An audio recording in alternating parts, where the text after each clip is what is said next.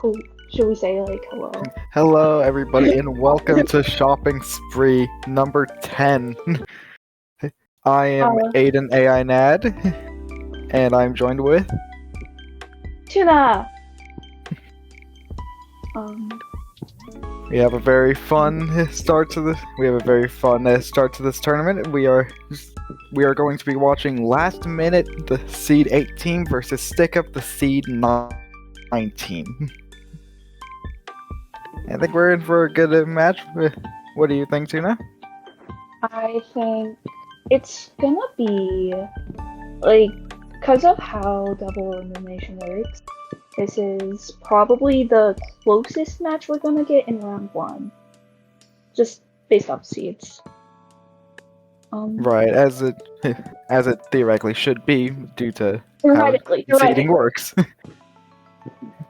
That's what we hope to do with seeding, and I believe in our seeders. You know? But is there like any specific comps you want to see from these players?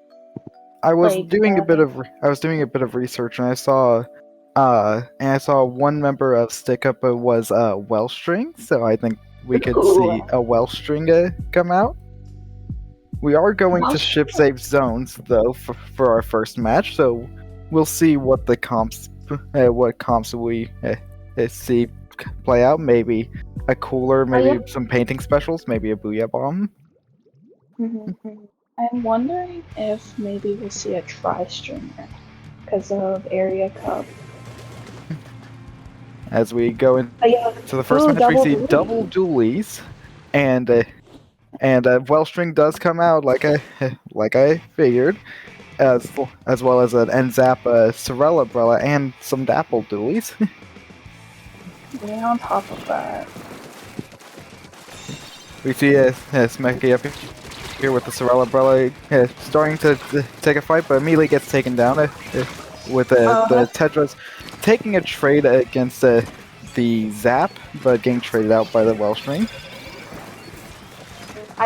Do you think that this is like just gonna take form of a hold? And it's looking like it is. I probably should but oh well. We see the jump out from the Zap, probably to set up a cooler at base for all the respawns, but the dualies doing their best at being a nuisance and just taking as much attention from as possible. And getting out alive. They have a reslider ready to pop at any point, but goes down. Yeah, this is looking like a good hold for yellow, but they're just going down with Tetris, but yellow is seed 8 last minute. Do you think they're gonna be able to keep this hold? I think they will be able to. I'm not seeing any specials on the side of blue, and I don't think they will be able to fully make another push. As Team Blue keeps going down, but I could be wrong. The reslider goes out, and they take the zone in the last 11 tick. But the counter slider goes out, and we see the Tetras living every engagement they are getting put in, and getting 2 picks. Yeah, Topaz seems to be carrying a lot of the front pressure with these weapons. Because it's a double midline comp into a backline comp.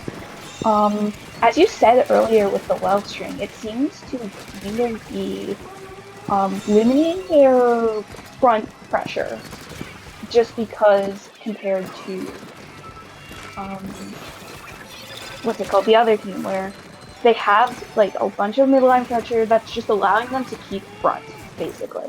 Sorry, that wasn't. Do you think that the cooler is actually going to make a meaningful difference? It doesn't really seem to be so far, though.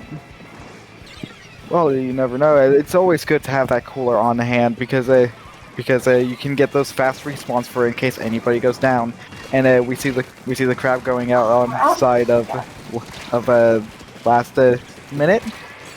Yeah, but that crab is like allowing them to get in a lot more than a reef slider, which to be fair, both teams have a cooler, and that's Hammer Wellstring, right? That is Wavebreaker Oh, Wellstring. I'm stupid. I'm stupid. Oh it's god. it's all Well, right. yeah, and this Tetris is holding the top. Well, right now, but Zap goes down to bomb. Yep. Yeah, just The Tetras, like you say, are really good at holding their own. They can take a fight and just take as much attention as possible without going down and for an extended amount of time. We see the Forge Pro go down. these The crabs Inkjet have gets been popped by the Sorella Brella. Almost gets a these pick on one, but these as we see, crabs have been really good at being popped whenever the other team has been pushing, and it feels like yellow just has a better special management. Like we just see the Wellstream go down right after popping wave. But like, what do you think blue needs here to come back from this? I think Blue would need coordinate special usage, which it seems like they are achieving Yeah, right now. The yellow went down immediately as soon as they popped both their Reef Slider and their Jet. So they managed to make another push, but will that push sustain? We see one of the dualies fall into the water on the side of the screen. Cooler goes out for the side of Blue, and they are making a hard push into Yellow's base. but that those two going down with Cooler will Cooler actually make a difference here? As We're there's not sure. only 9 seconds left on the We clock, see but they both. go two down again. We see both the painting specials get popped, but they get immediately countered by another reslider. It goes to overtime, and we see the dualies sharking that little valley and making sure that nobody walks through there. But The Tetra's Tetras holding, go top right, but but it go goes down to down. Jet. And the Jet Oh, gets a second pick. Can we make it a third? No, we can't. But we're out of penalty points now for Blue. I would We say just Cooler need going we just need well. 10 more ticks to take lead. Can they hold it? They go. Yellows 2 down, 3 down. Can they get the overtime push? And they do. They make the Well, overtime push to take the lead in the last second. I actually think that okay. I know that like we talked a lot about Cooler, but I think that was actually due to the well string, wouldn't you think? I believe it Like, might have been to the because Wellstring as well, Cooler, because the Wellstring is really good at painting. Like, Wellstring is arguably one of the most oppressive weapons in in Splatoon right now, and they can really, it can really hold space and paint a lot. yeah, because Cooler actually for that push, it didn't get popped until there was like I don't think anyone died after Cooler got popped, so it was really a negligible influence on that match. But as you said, Wellstring, it's a very oppressive weapon. I think Sticker did very good at just holding space. And when you're playing into triple midline comp, such as what that's last minute, right? Alpha's last minute, right? Alpha is team last minute, yes. Yeah, like last minute is running 3 midlines, one backline that's so oppressive, such as Wellstring. Will just do that, and it feels like we might be just seeing the exact same comps for this map again. Even though, yeah. Do you think like there will be any changes?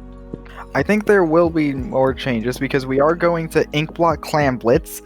I think on the side of Stick Up, we may see the same comp. I'm not sure. I'm not sure about the double dualies. Maybe I can see the vanilla splat dualies sticking because it has the crab and not Inkblot clams. That can be really useful if it gets set up on one of the stacks to make a push in. So It feels like looking at the two Dele's profiles, I do agree with you. I think they're going to stay because it seems like they're one tricks, but let's see. We are getting into game 2 now, and we can see, and we'll see what what both teams pull out here. We see the same comp on the side of last minute, and Mhm. the same comp again on. So we're seeing same comps on both ends. No Yeah. changes whatsoever. No notes. That was a. I mean, it was a close match last match. So why change anything? But Clan Blitz is very different, and you need to be more active with pushing. I do think We this is see a the trade. very good opening We see the from that trade go out on the Drone. right side, and apparently the end zapper goes down as well on the side of a stick up. We may see, we may see an early push. We already have the power clam on the side of last minute, but three go down on the side of last minute with just the Splatdulies alive in the form of clam, in the form of crab on, as I said, one of the stacks. But they go down. We go over to the Tetra Dualies, and they take the attention of three members on the side of Stick Up before going down. I think this isn't going to contribute to a push though, because like, see, we're just back in neutral, and um, last minute just has specials back, but they go two down, and it's. I guess we're just seeing what these more contributing specials, such as Inkjet, are doing. I guess. Right, and we go to, and we see the Nautilus taking it as much space as possible, really making it all of Stick Up back out into their base. We see the Tetra Dualies get in just to make a push, make a jump in push for the Nautilus with the power clam, but But it's a that delayed only wipe. delays. But we get a delayed wipe onto the side of on the side of last minute. But the Tetra Dualies jump in and get a pick just to make sure they stall the counter push just long This enough. Tetris has been so good at stalling and just keeping the other team away from doing what they're doing best. But as we see, uh, see Stick Up take right here, it feels like their crab just comes at the right time. But they have Cooler now. Maybe they'll actually get a push with Cooler. The cooler comes out, and we get to see every team member on the side of Stick Up take it and run and really good make their aggressive play. We see the Reef Slider come out, but immediately gets punished, and we see the hold. We see the hold inside of last minute's base, trying their best to keep off every enemy, and they do just that. Getting two picks and by going two down on their side, but there's just a brawl in mid. Three go down on the side of last minute, another in mid, and we just, how long will it be before we see Stick Up make a push into last minute space? I feeling the thing is they have him now, so they do have more special power, but what we are going to see is one special being popped and then leave, whether it be Cooler or Jet, as we just saw. And to get a more sustained push, they need at least 3 specials up, but as we just saw, with popping Reeve and Jet at the same time, they haven't been able to get a very good holding. Do you think that they're gonna be able to, by the end of this game, get a good holding? I'm not sure. I do But think we do see the second power clam get thrown in for the side of Stick Up, and they make even more clans and taking the lead in the last minute, but last minute really on their toes and making sure that they end the push as fast as possible. Yeah, but we're seeing a very quick counter push because they didn't quite get as much space as they wanted, and they came back with coolers and like so much more space with the well stream, but they went two down, but uh, last minute is still very slow to get push in, but they're But coming nonetheless, we and see every they're just special. We see throwing all every single as many special. specials as possible come out. We make 2 power clams into the basket, taking lead in the last 3 seconds. I think, And they and we take just need it. one more clam, and that's the game. We we Yeah. see. We see a last minute push in with 2 power clams, take the lead, and just hold just long enough to take the game. And we go to a game 3, Hmm. which will be I on think Tower Control Hagglefish. I think what I said earlier with like the seeds theoretically having this be the closest round one matchup with double Elam is holding true because both of these matches have come down to overtime and overtime pushes. I think it's do you do you think we'll see another overtime game next? I think we will, but granted, Tower Control is a very hard Tower Control I is a think very hard mode to I get an think overtime push with. Hagglefish, I think Hagglefish Tower is like either you get a knockout in the first minute or you don't. That's how I it feels like, or you I don't. feel the same way as well. This is one of the closest sets like I've seen. I mean, it is only the first set, so we may see even closer matches. I, I But so actually far, thing I really like from last minute is their Tetras constantly holding space, and it's just allowing for their other two mid lines to actually push up against that well string. Um, but let's see the new comps and see if there's any changes. no changes on the side of last minute, and no changes on the side of on the side of stick up. It's the same comps. Yeah, I do actually like Sticker's change from Wade to Hammer in this past 2 games, because it allows them just to have more special control. But ooh, that Zap going We see two members down. of stick up go onto the flank, but they don't pay too much attention to the rest of their team because everybody else goes down. We see the jet get popped, but immediately gets shut down, and we see last minute take the immediate lead and potentially get might potentially get the first check, which they do because they got a delayed wipeout onto stick up. I think maybe with this reef from the Tetris, they might be able to get a good hold, but it seems like they're going 2 down, they're going 3 down. Let's see if this Tetris can hold their own. It's just up to the Tetras, which they're really good at surviving for long periods of time. Obviously, it's not the greatest example with this with this moment, but Yeah. can we It's, see the counter push immediately start up for stick up? It was a delayed wipe. I think Stick Up needs Cooler before this push can start, but that Zap just goes down too early. I think Tower, I think the Zap with Cooler will definitely show its strength with Cooler if uh, the Stick Up can just get Cooler up. But let's see with this next push.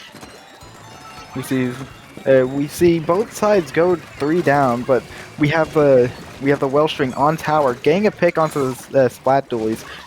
Once again, Stick Up goes 3 down, but the Wellstring really holding their own, making sure that they can ride the tower for as long as possible, getting as many picks as possible, but they make the jump out, and the Tetras immediately start pushing in.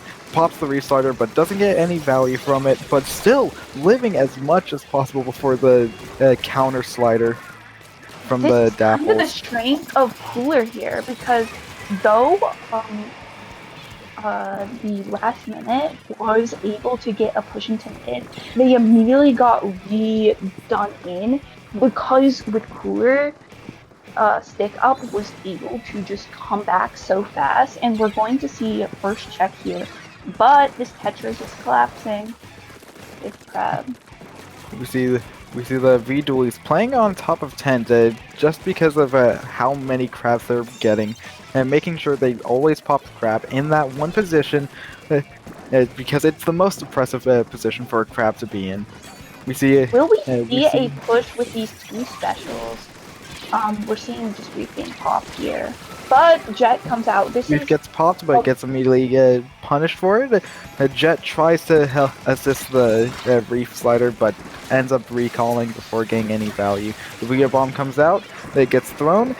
We see two people go onto flank to try to make a play. The hammer gets used and it takes out the pro. And now it seems both sides have kind of reversed.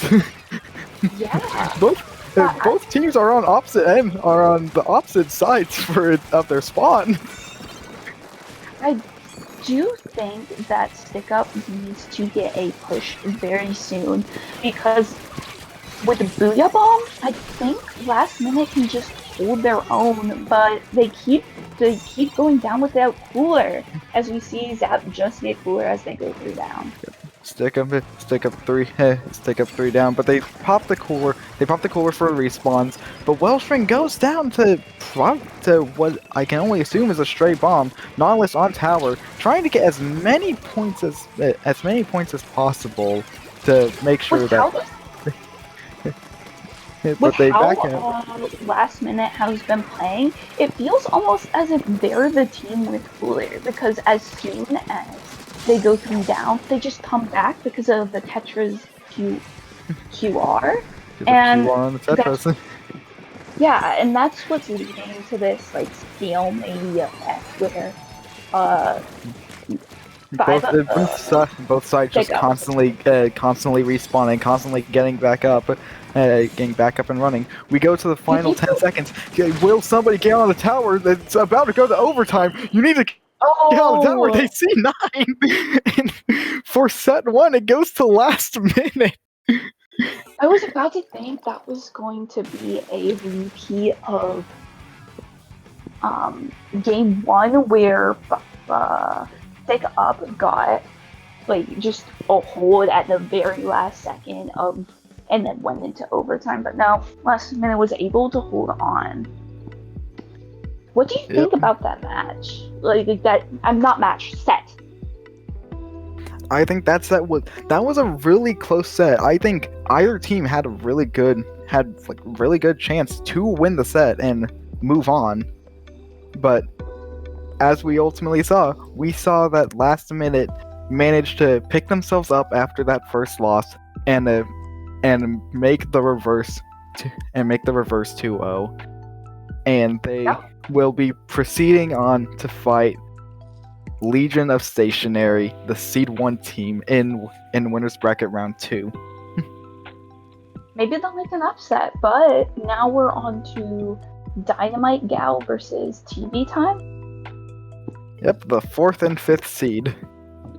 Yep, so we're just continuously going against seeds that are right next to each other. So maybe it'll be like similarly close. Hopefully. Do you have any opinions on these players that we're about to be spectating? Not really. I don't have any opinions. I've seen Dynamite Gala. I've seen Dynamite Gala bid in tournaments, but I don't believe I've ever fought them. I think they will be good. They'll be a good watch. They have a chance at winning, just as any team in this tournament. Exactly. But it seems like one of them seems to be a Dynamo main, so we might be seeing Dynamo, which is very interesting. Do you have any opinions on Dynamo? I had a Dynamo one trick on my previous team, so I see the value in Dynamo. Yeah, especially with its I guess it's not recent anymore, but still, its new buff seems to be completely changed the weapon, basically. Right. But Alright. Well, I think we will be right back with the next set soon.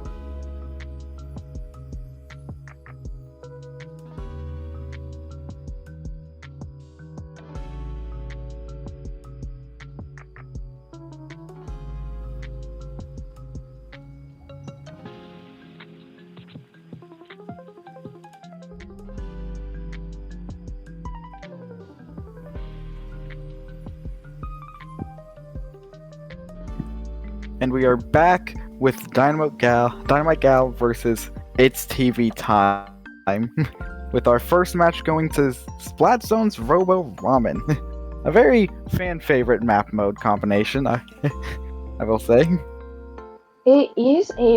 it's probably because it's a new map, it feels fresh, but there's probably more popular maps like in the series. I think as the recent Pop Gun survey on Blue Sky has shown, it seems that the best Splatzone's stage in the community is Mahi Mahi, but I think Robo Ramen is a decent contender for best zone stage, I will say. It is definitely one of the better ones in this Tetris piece map list that we have, because do we play half of the maps that are zones in reality? It's a great question, but it seems like we are getting into game 1 right now. We get to see the comps for both of these amazing teams as we make it into our first match of round 2 for winners bracket. We see an Ink Brush Nouveau on one end and a Wiper on the other. We see, it seems, both sides have a cooler, being Entry and V Dynamo.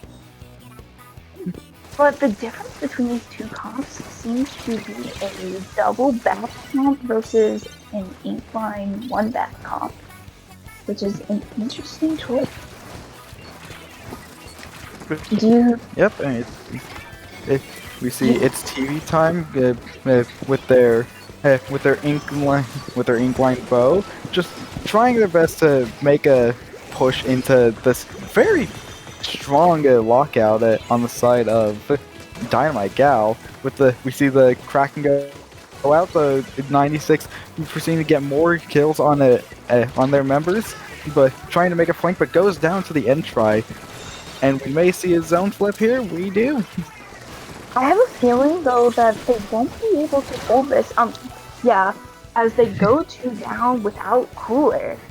Um, as we see this brush flank, do you think it'll go into anything, or they'll go down on one on We see the cooler get popped, and we see at the end try going around for a flank, but it ends up needing to jump out because the hammer gets popped and thrown. We see the second hammer get thrown, but doesn't get any value as the hammer throw hits a wall. But we still see that Dynamite Gal is holding down zone pretty well. The Wiper throws a hammer, gets a pick onto the Dynamo, but only to get counter hammered. We see 3 hammers in this one match, and it is just hammerception.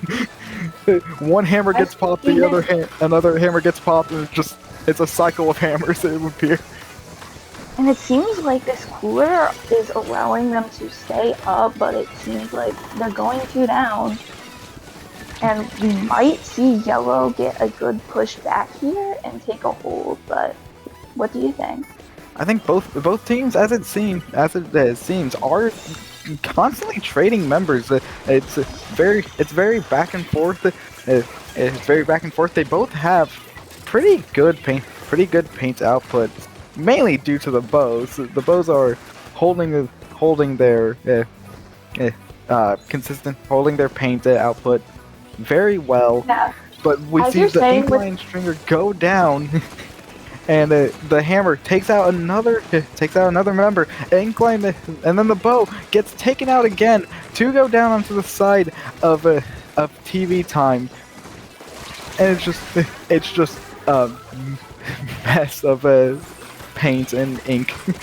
This is a good pushback from the it's TV time, but it didn't seem to work. And we're just seeing like a push for zone, but the AoE but they managed to actually take it. That's interesting. We might see a comeback here with more time. We may. We see the zone flip for its TV time, and they make sure to stop Dynamite Gal's dominant hold. And give them as many penalty points as possible. Dynamite Gal goes one down. And just TV time, making their push, trying to hold them, trying to hold a Gal in their base to lock them out. But the Kraken comes out. Can they get any picks with or at least take away any distraction, make a push? They should take elbow back. But they go two down. But they go two down to the reef slider. It seems like it's a delayed wipe. And TV time holding as much. They just need to hold just a few more ticks and they can get a KO. They just have to hold paint. They take the lead just barely. Can they paint up? The brush goes down. It's just a massive paint fest. It's just a massive turf war, and it's TV time takes the KO against Dynamite Gal. There's where we see, like, even though Dynamo has so much AoE, the AoE of 2 buckets, that being Dread and Try, like, is just so much paint output, so much AoE, and that's why they were able to hold zone both when they were trying to flip it that one time and at the end there. What do you expect going into this next match, though? For the next match, it would appear we are going to Rainmaker Museum. We may see the funny spot. It is the map with the funny spot. So we could. Funny spot? Are you talking about the where you just squid search it up? Yep, that's the funny spot. Okay. We may see the funny spot. It could happen. It is the map mode for it. But I think we may see, if we may see same comps for both teams. If anything, we may see the tri-stringer swap to a well string just to try to counter their well string. but but I will say Dynamite Gal already has a 96. They already have a 96 on their team. They could swap to V96 as well for that ink vac to make easier Rainmaker pushes. You said with them switching to Wellstring, I think that's not going to happen because it seems like that the Inkline and then the Tricomp is trying to emulate what was happening with Area Cup with Tri 96. I think it was Carbon and then Inkline Tri Stringer. That seems to be kind of what they're going for. So I have a feeling they're going to just stick it with Inkline. But apples. Oh, interesting. But let's see here, because I have a feeling they're probably going to stick double bucket at the very least. We may see the double bucket. We can only see. And yep, we do go to V96 and we go triple bucket. We expected the double bucket, not the triple bucket. I cannot see the Expo coming from anywhere, but we see flanks from both sides. But it seems like they go with 96 goes down first, and we see the Wiper trying to hold as much space as possible on right side. Explo joining with the Wiper just to be as oppressive as possible as the Explo does. We see two specials on the side of TV time. They get one pick. They get one pick with the Reef Slider. Cooler also goes out, and can they make this first checkpoint? They don't. They get stopped by the 96, who has back charged for a push to help out Dynamite Gal. I think this is way too early of a back, and they also hammer too. Like I think what the this team and it's a 1 minute in DC does TV time end the match? They do. They do. But I was gonna what we kind of see there with back being popped very early. What the team comp need from Dynamite Gal is they need their back to push them in effectively. That's what we need to see. I think with this Gal, it was what they were trying to do. They were trying to just be oppressive and just stop the Expo from being able to cause as much harm as the Explo was. Just making sure to just minimize the problem. Is what they were backing was Rainmaker, but there was someone on left that a Wiper was dealing with, and we saw that Wiper pop hammer. I think the hammer was a good play, but you just popped two specials effectively. One and two, well, hammer isn't a very strong pushing special, but one very strong pushing special that is in that team comp's effective plan when no one is like holding on to Rain, but does it really matter since it's a DC game? Right. But I'm just hoping that Dynamite Gal manages to adapt, and we'll see if they win by adapting and using their back. Alright, but it seems that we may be taking a 5-minute break because due to some internet issues with some of the members. So we will be back hopefully soon with this set.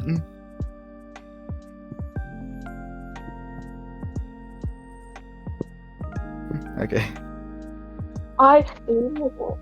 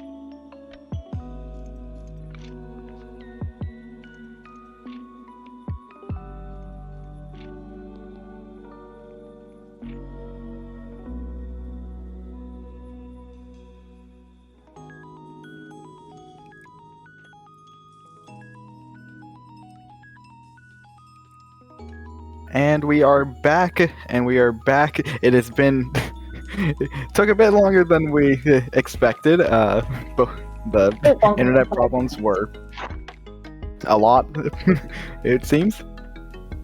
But we are going back to Rainmaker Museum, and well, considering what we saw last time we were on air, triple slosh or triple bucket. Let's talk about that for a second. Yeah. It's a lot of AoE. That's what I can say. It was definitely a jump scare. But I Yeah, mean, they did.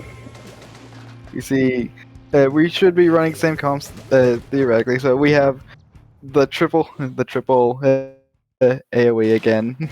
We see Dynamite Gal with their Dynamo, Ink Brush, Wellstring, and 96 versus the triple bucket TV time. And Yeah. seems like things are already off to a different start, from what we saw before, as Dynamite Gal didn't immediately go one down, which is really good for a push, and they pop the vac for the vac push, but it doesn't make it to the checkpoint. It's kind of similar to what happened last game, but reversed, I think, if I remember correctly. What? I don't think. Well, last game, I don't believe we ever, or when we last saw, I don't think we saw Dynamite Gal ever make a push with the Yeah, Rainmaker. But we see the immediate adaptation from the previous attempt at this match by shutting down their Rainmaker pushes immediately and getting an immediate Rainmaker push of our own, almost to break check. But it seems like both teams are just going to have a lot of just native fighting, just because of their specials not being very good push specials. Like, we don't see Booyah, we don't see strikes, which are very common. We just have a lot of hammers from both sides. And we see the Rainmaker get taken down again for the side of its TV time. Just really not being able to make a push, and they go 2 down, 3 down, just really, Dynamite Gal really making sure they don't lose this match as it seemed they were expected to lose in the previous attempt. They don't, however, they don't make it to the checkpoint this time. They seem to be getting a really good push off, getting three down, almost getting a wipeout, but the Dynamo just barely surviving long enough to get everybody else in. We see the Rainmaker just trying their best to live. They manage to survive just long enough not to let Dynamite Gal get the wipeout. Yeah. But it might be hard to come back from this as they're just sleeping through it. We see the Dread just holding their base really well, really trying to make sure TV time, really trying to make sure they take the lead. They take out 2 down, and they get past the first check, forcing Dynamite Gal to jump back. The Dynamo gets a pick off, and we see the immediate counter push on the side of Dynamite Gal, just as Dynamite Gal is using the Rainmaker to try to survive best. But as they are a push, and Rainmaker tends to be very stall heavy. Let's see if we'll get like a stall fest with Rain. Once again, the Explo picking up the Rainmaker. Cooler goes down. Entry throws the cooler down. Both members take the cooler, but they end up losing. because of it, or they end up dying because of it. And we see Yeah, just as much, uh, just as much pushes as possible. yeah, it just seems like both of these teams are very fight heavy with their main weapons. We're going to be seeing a lot of just fight, fight, fight.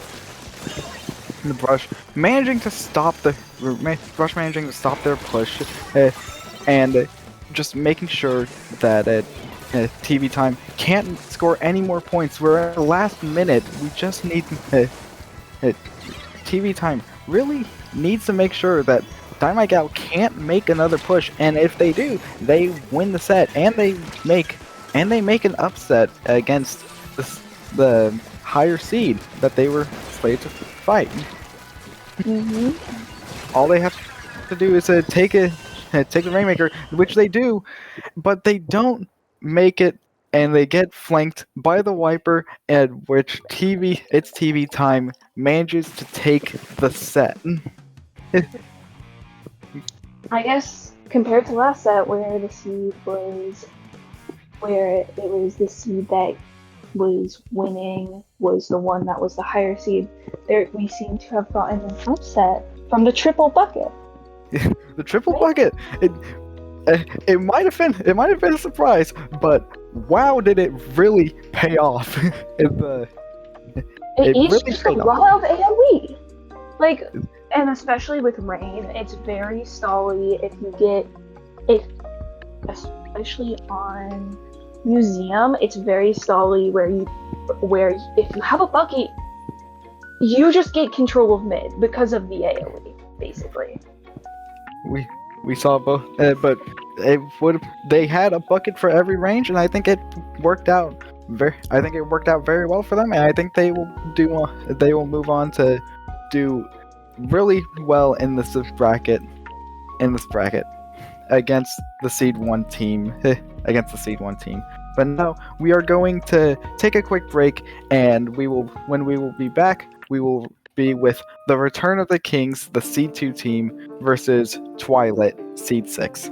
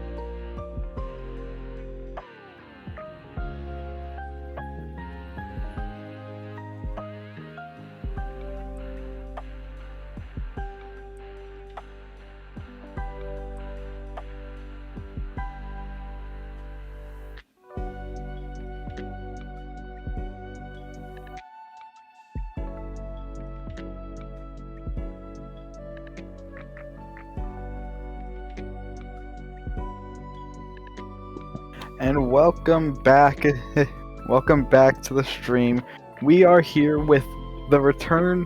We are here with the Return of Kings, our Seed 2 team, versus Twilight, our Seed 6 team, and we due to some technical difficulties, we did miss game 1, but we're back, and we made it in time for game 2 of the set, which will be on Clamplit's Museum.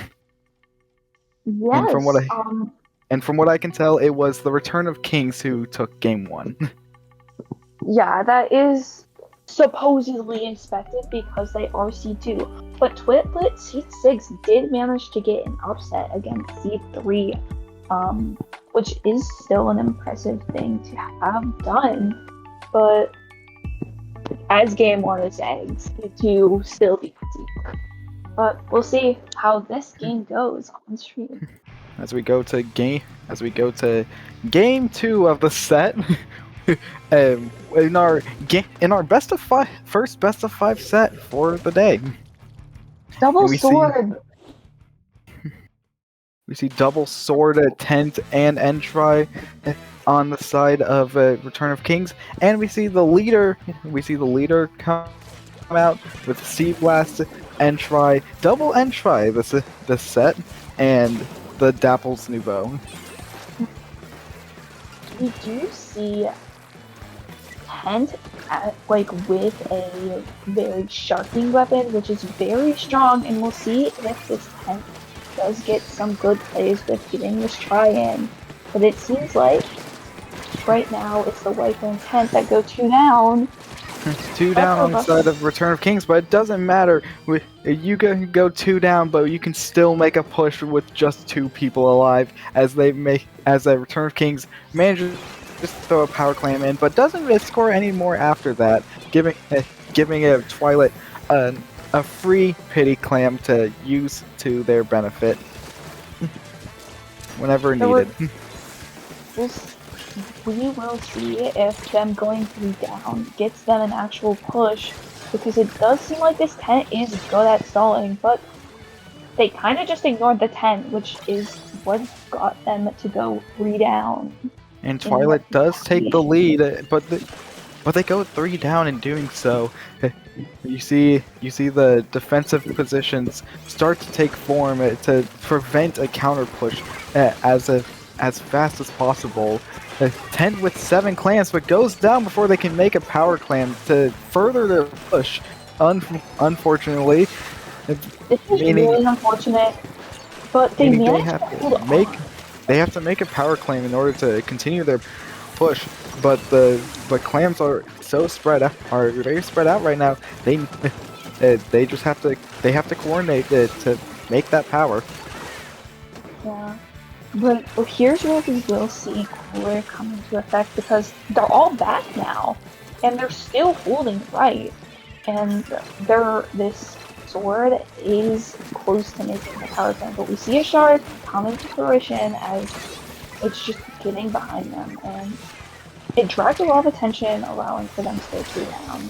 And 2 down on the side of Twilight to make that 3 down. The Return of Kings are in a really good spot to make another push, which they make. They throw in the power clam and take the lead, throwing more clams in, and now they just have to hold defense for the remaining 2 minutes. Twilight grabs the pity to refresh, and managing to stop the push to stop whatever bleeding is happening, but. Return of Kings already back with another power clam, and manages to jump in to throw in another power clam, but they miss the throw, and it's just the tent with 3 members down on the side of Kings. And if this splashdown manages to clear their clout, we might see a counter push, because this leader's just so much range. It might get them in, but this flank might lead to something. We'll see. It seems like it. The Wiper in their base, maybe fishing for a jump. who can tell? Like, they just Got need one every power single clam, member. but they go down before a power clam can be forged. It got every single member of Twitlet to just look behind them, which that Viper's one play allowed their entire team to just come back into mid effectively. But we see them go three down, and They go. It's a great. delayed wipe as Twilight really tries to make the push, but manages to lose two power clams before two power clams, unfortunately. But wipe, but Kings already on their way to make another push to further that gap between both teams to make sure that they can secure their victory. It's just locking a Twilight in their base, but the Tri-Slosher goes down, and we just have to hope that Twilight can make a push and just make an overtime comeback. Both teams do have two specials, and it's not a big lead, but the try goes one down. They're trying to get a jump in here, but it's not going They to be get the enough. jump in off the reef slider. It's just the blaster with the clams. They go down, but four people on watching block, and they stop the push, giving a delayed wipeout, and Return of Kings takes game 2 off the set, meaning needing one more win just to take winners semis and move on to winners finals. It did kind of feel like the Return of the King was kind of just more composed. I don't know a better word to describe it, but like at the end there, Twitlet was just rushing in and just not really trying to get a good hold in, and like that's ultimately what led to them just not getting any points in. Besides, I think it was one power clan. Maybe Right, two. they made one Twilight made one push. They made one push and managed to take lead from that push, but it wasn't for long as Kings managed to take the lead and make an even bigger gap. But now we go on to game 3, which is Tower Control Undertow. Not a common map mode you see. Whenever you think Undertow, it's most of the time you're going to see Rainmaker, but Tower Control is a bit of a wild card. I actually think because we don't have very many TC maps, TC Undertow is one of the better ones. Like, because it just happens to just not be as lockout heavy. Like, it's easier for you to maintain a push. And I do kind of hope we see a stick to the Stickers Stamper, because it seems like the Return of the King's main strength is being able to just stay alive and not give up space.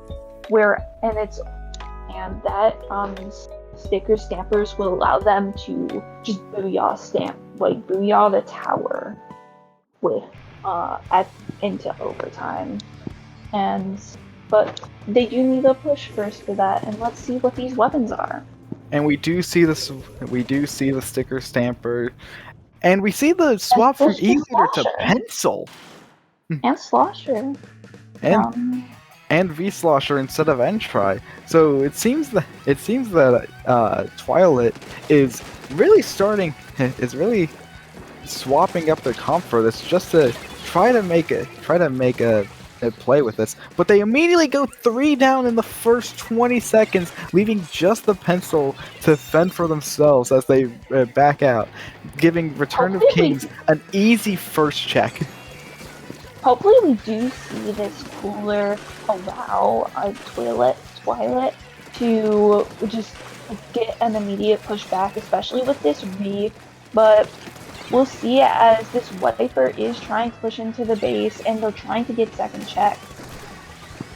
We see 2 down go on the side of Return of Kings. 3 down, a wipeout due to the help of a Reef Slider from the Dapples and a combined efforts from the rest of the team. And Twilight immediately starts their counter push and making sure that nobody can push forward. The Wiper seems to be on a little bit of a adventure themselves, trying to taking as much attention as possible to distract the Twilight from the rest of their team pushing in. One interesting thing there were 3 specials. Now we're back with 2 of them.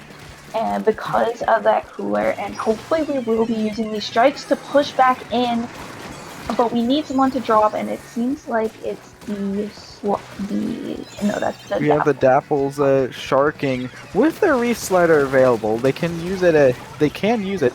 Uh, both sides go 2 down. We still have the Reef Slider, and they pop it onto the tower, but get no picks from it, unfortunately. We only take out the tent shield, and the Dapples go down as a result, leaving Twilight 2 members down. We do need this cooler to push back in and hopefully get another push in. As this team is pumping tower, they do go 3 down. And we do see the Booyah Bomb. It's still available, but the stickers does jump out. That Blaster's taking a lot of time clearing a mid that was completely abandoned. But we do see the try go down. He strikes clear space, but they're still holding on. And if this tent manages to get another pick, they'll probably get mid for free. The tent is sharking and gets a pick with the Zuka, but it immediately goes down to the Slosher. Slosher trying to hold their ground, but as soon as I say that, they jump out due to being alone. Slosher immediately going to take the same position that the Slosher was in on their side. And Slosher in snipe, just Twilight trying everything they can to push in and stop King's push, but they go 3 down in the process. It's just the Dapples. They get found from their shark, and they go down because of it. And it's a delayed wipe. And Twilight has to do anything that they can to stop the 3rd check from being broken, because once the 3rd check is broken, it is basically game over. What Twilight is doing is they seem to just be collapsing all at once, which is very good for retakes, as we've been seeing with this TC. They haven't managed to get 3rd check because of it, but it's really not allowing them to get into another push. And we see the pen go down first, and they go 3 down, and this pen allows for a delayed wipe. And we'll see if they manage to keep this 3rd check alive. You see the Wiper sharking under drop, but they get marked by the point sensor, and at this point they pop their hammer trying to push in, but they end up, due to reset camera, they end up failing and die. Unfortunate. And we see the immediate counter push, and we get a pick with the Reef Slider. 2 go down on side of Kings. And may we see a Twilight second check break. We see the tent on a flank with a good amount of members looking over at them, but as the rest of the team collapses in. Wiper go down, ones go down on each side. They pop the strikes early. I don't know if that was a good play. We'll see what happens. Dapples go down. Zuka goes out, gets the Tower Rider, and the GG Booyah, and that is Game 3, going to Return of Kings in a swift 3-0. It almost could have gone to Game 4. It was game close, but the special usage was perfect for Return of Kings to take the win. Mm-hmm. I think what Return of Kings did there was they had this ability to just not panic and keep their specials for when they needed them and just stay alive. Whereas Twilight struggled to they had good retakes because they kept collapsing all at the same time and playing off each other, but they needed to spread out a bit more for their retakes, because as we saw with the tent at the last push there, the tent just got left for free. And that kept happening with their pushes, which is what ultimately led to that ending on the TC game. But Right. Well, these have been very good match. These have been very good sets so far. I think we are in for a really good winners finals. We don't. We still have to wait for the winner semis match of Legion of Stationary and its TV time to finish up. It is currently 2-1 in the favor of Legion of Stationary, but as for me and Tuna, this is our last commentary set. When we return, we will have a new block of commentators to commentate. Tuna, where can we find you? I don't have my socials up at the time, so I'm just gonna say none. So, but here's what are your socials? Where can we find you, Aiden? You can find me on Blue Sky at ainad at ainad.bluesky.social. I also stream on Twitch. And sometimes I do stream shopping sprees. I streamed the last shopping spree and proceeded to get third place. So if you want to see more shopping spree content, maybe in the form of a competitor POV, you can come by. But that'll be it from us, and we'll see winners finals hopefully soon.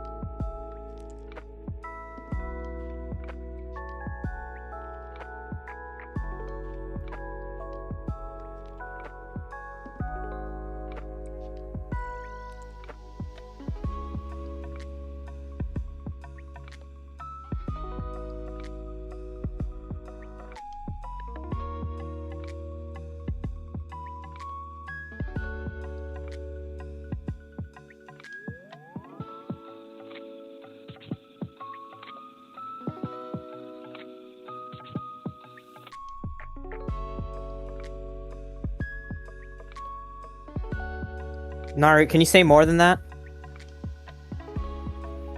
What? Oh, are we still? You're on. Okay. Well. Okay. Hello everyone. Welcome back to Shopping Spree. We are in Winners Bracket Finals. We will be looking at It's TV Time versus the Return of the Kings. Now, Return of the Kings, we saw them last game. We saw them last set. I believe their comp was what? Wiper, Stamper, Tentabrella, and Tri-Slosher, right? Isn't that right, Nar? Yeah, I mean, it is just Baloney 3.5, so it's pretty much just the same comp as always. After our caster rudely didn't give us a freaking countdown, yo. But we're going into the first game now. Splat zones on Barnacle and... We're actually not going into the first game now because they messed up the team, so give them just a moment. And great. Well, let's take a minute to get a breather and talk about the map then. I think Barnacle and Dime is definitely one of those maps that I've warmed up to a lot in like just the past month of playing it in tourneys and things like that.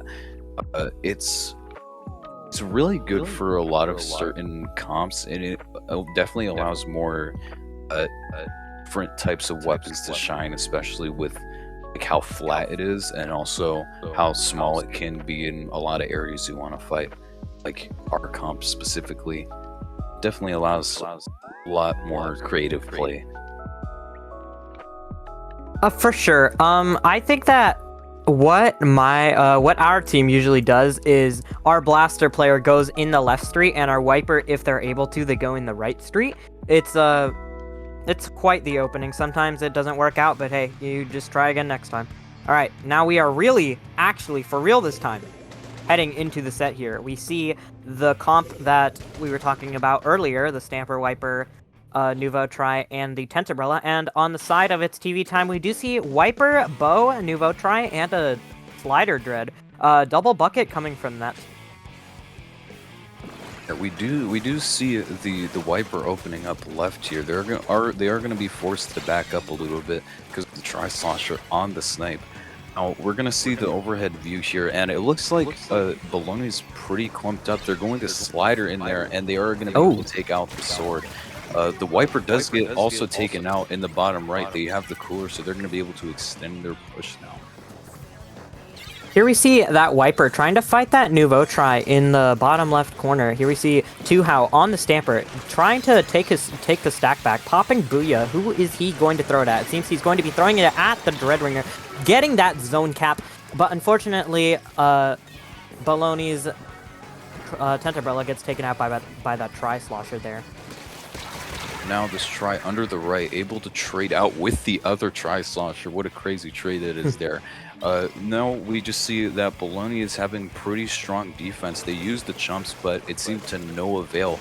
They weren't able to do anything, and they weren't able to push off of that. The Wiper here is about to get stamped. They get down to half, but it's looking a little bit bleak for them. They have the Slider, so they're going to have to watch for it. They have the cooler. Maybe we're going to see a Slider right here. Are they going to try and contest the zone? You do see that the hammer comes out, so I don't know if they're going to try and do that. And they get immediately stopped by that hammer in the right street.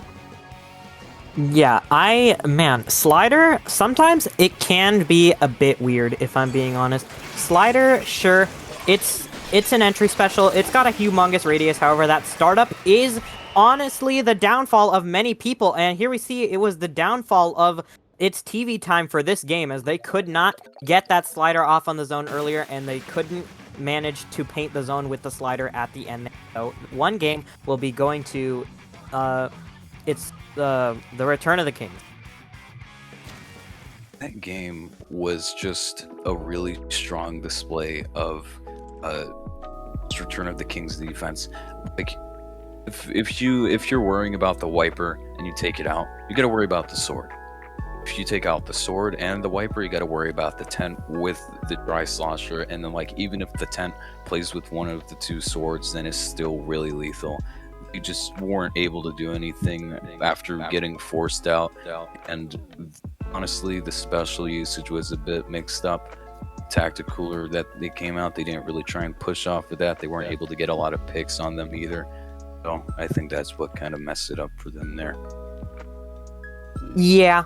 Honestly, if that Dreadringer could have gotten those sliders off, its TV time could have pushed off of those, but it's really unfortunate that they couldn't get much use out of them both times. Here we are going into game 2 on Tower Control Mako Mart, it seems. Naru, I know you're not a huge fan of this map. Yeah, this is like bottom 3 maps in my opinion.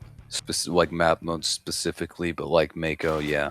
Mako's not the best in my opinion. Which is ironic because we are known as Mako Inc. Here we see no comp changes from either side actually.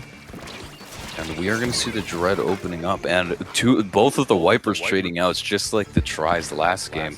And now we're going to see they're a little bit clumped on the right. The 10 is going to move up, and that was a little bit rash. They moved up, and they weren't able to get a trade out of it. 2 go down now for Return of the Kings, and now this try is really getting activated here. They try trade once again, just like the last game, and now I think it's the end of their push. Yeah, I believe, man, we are having a lot of dual weapon trade outs here. We see the Tri-Slosher and a Wiper on both teams, and they have both traded out already in this game within the first 50 seconds. Here we see this Wiper trying to use the hammer to find a pick, however they do get taken out by Arashi on the other Wiper here. Here we see Arashi riding tower because with this comp, they don't really have a backline, meaning they don't really have a dedicated tower rider, a Rainmaker picker-upper, a Clam Gatherer. They don't really have one of those to solidify those jobs, so it's gonna the Kings are gonna have to be very flexible here.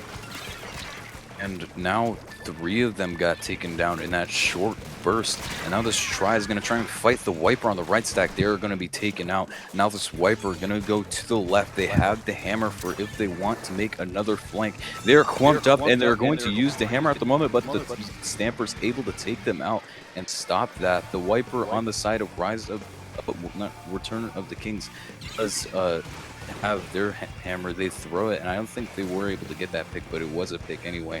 And now the Wiper battle once again, and Arashi is taken out, so this Wiper is going to go all the way around. They do have the hammer, so they are going to be able to take another pick, I think. And not quite. Yeah. We see this Wiper here on the street getting picked out, or no, Arashi on the other Wiper. However, it does seem to be a wipeout, so unfortunately their valiant attempts were for naught. Now we see the 10 on the tower able to get one with the Charity Zuka, my favorite word, the buzzword of the tournament. And now this 10 is just easily pinging over people's feet. They have the cooler, so they're going to be coming back really fast.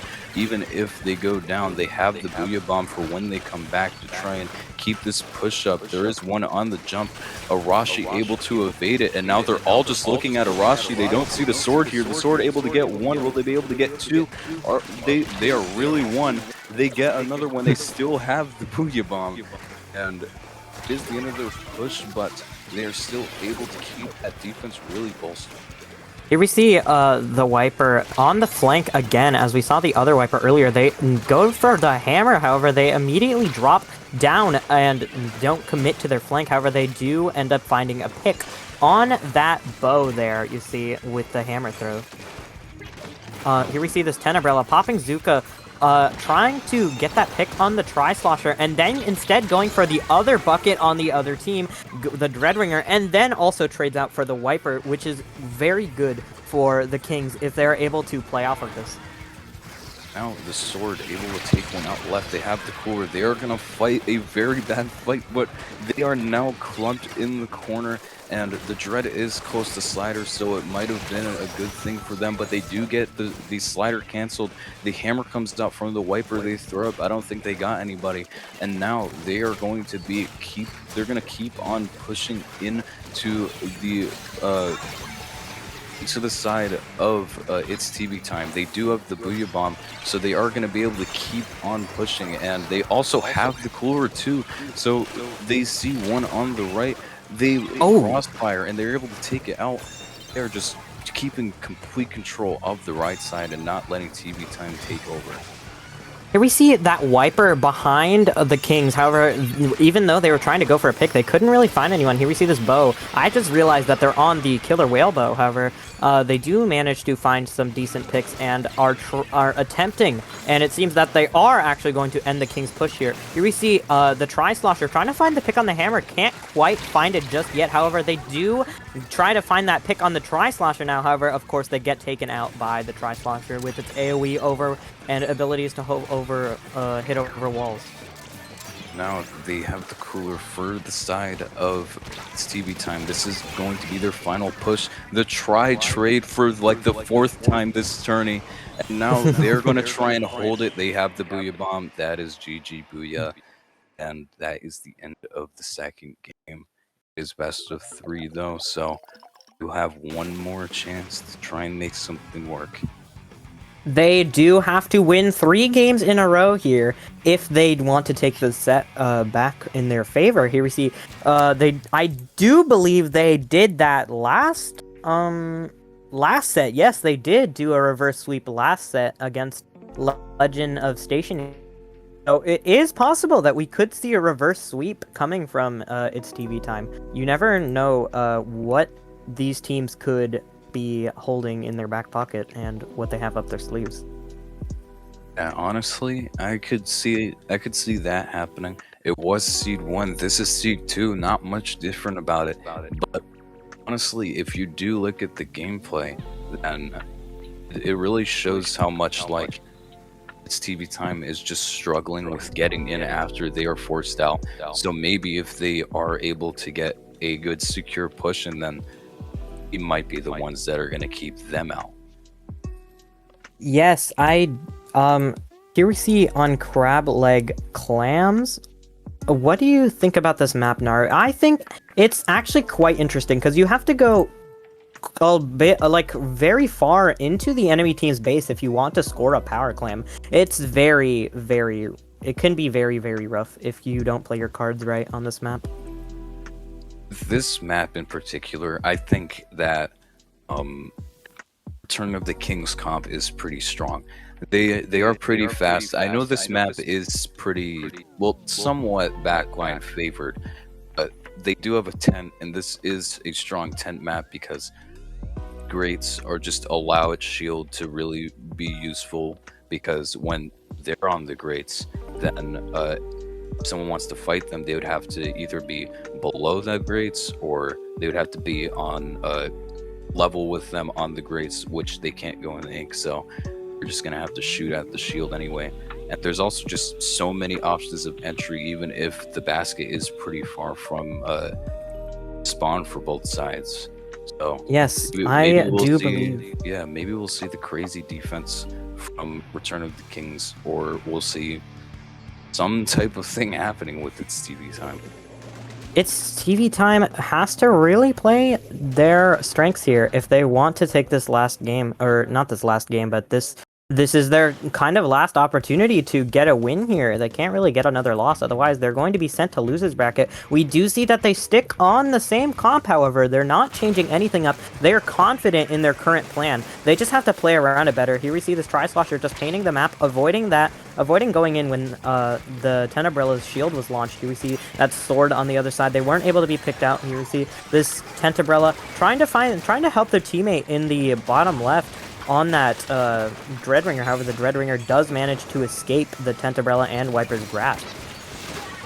The sword isn't able to get that pick, but it is a pick regardless. The tent using the Zuka on them top left and able to shut them down. We do see that Arashi went down on the left there, but that is no problem. They do have the Booyah Bomb to maybe force them out of there. The tent does go down, so a little bit of their defense is lacking, but the Wiper on the other side gets taken down, so a little bit of their aggression is gone. They are close to the hammer, but Tri and the Wiper get traded out. This is a game of trades so far. Here we see this Tri-Slosher does have 6 clams, and they're very close to cooler. However, they lose both as soon as I say that. They lose half of their cooler meter and all of their clams here. Here we see that Stamper on the Kings trying to find a pick, but playing very alone right now after throwing that Booyah Bomb. However, their teammates obviously are right behind them, ready to support any fights that they're willing to take here. They do end up getting a pick on that bow with the auto bomb. Here we see this Tenebrella popping Zuka. That could have been a huge Zuka. However, of course, Zuka got nerfed and its hitbox isn't what it used to be. And it unfortunately shot right over their the opponents there. However, it doesn't matter anyways because we do see them score, even if it's not by a lot. Yeah, they are able to score, but it does seem that they were wasting a bit of their chumps there for its TV time. They do see the tent in the bottom right corner, and they're able to keep him out. But it's not well. He didn't waste any time for his team to get there. He does have the Zuka to come back. They get one down to half. And I don't think they're going to be able to get anybody with the Zuka, but they were able to hold for a long time and just able to wait for their team. And now I think they're just going to be able to keep the defense up.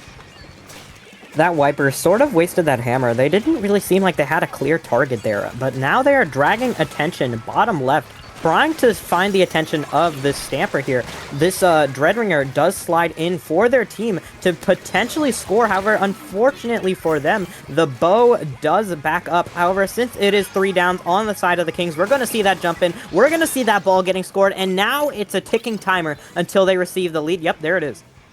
And now the lead is back in the favor of its TV time. Will they be able to hold them out? They are still scoring clams. They're all clumped. They're low. And it was just the Dread back there. And they were able to take him out.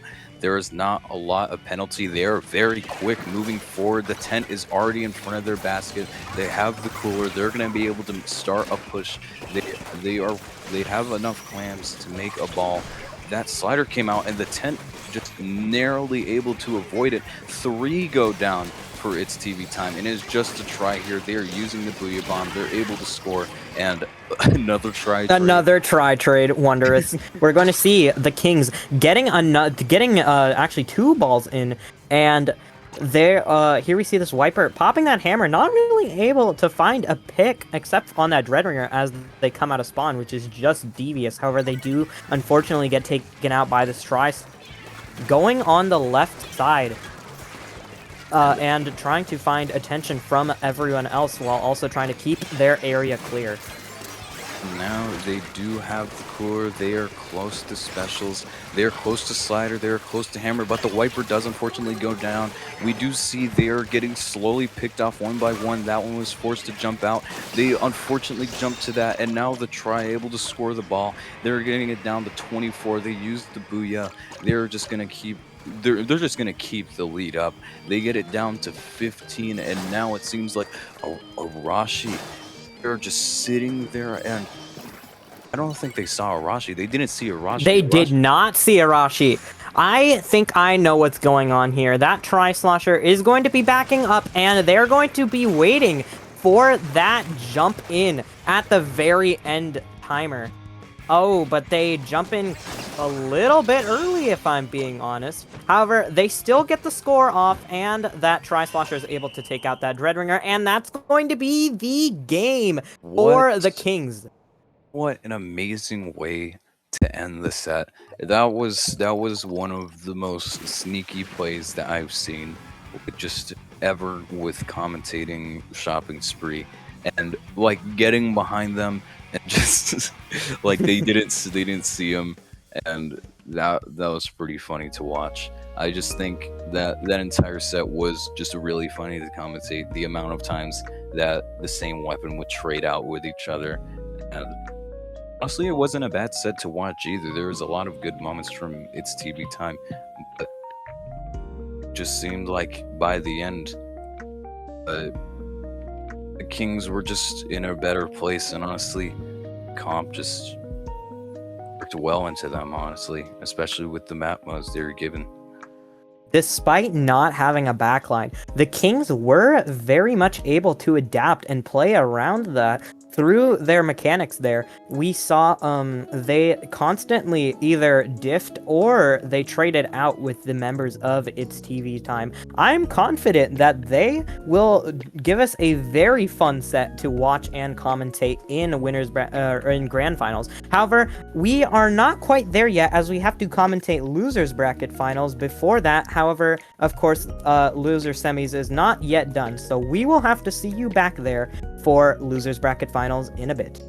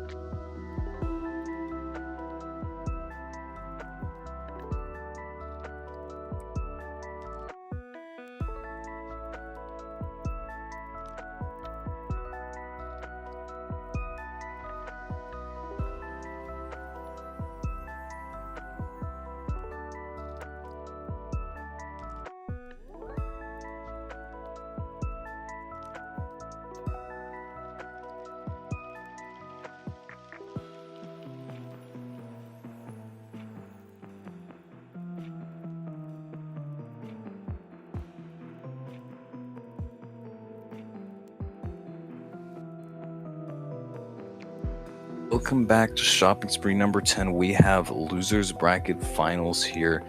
It is, I think, Dynamite Gal versus It's TB Time. We did see It's TB Time versus the return of Baloney 3.5 last time on Winners Bracket Finals, I think. Yeah. I believe it was. And now we are going to be going on to the next map mode, which is Splat Zones on Barnacle and Dime. This was the thing that started off Winners Bracket Finals too. So maybe we're gonna see something different with the opening from It's TV Time. I am excited to see what It's TV Time has learned from the previous set when they have gone on this map beforehand, and they unfortunately did lose on this map. What have they learned, and how can they use their newfound knowledge against Dynamite Gal here?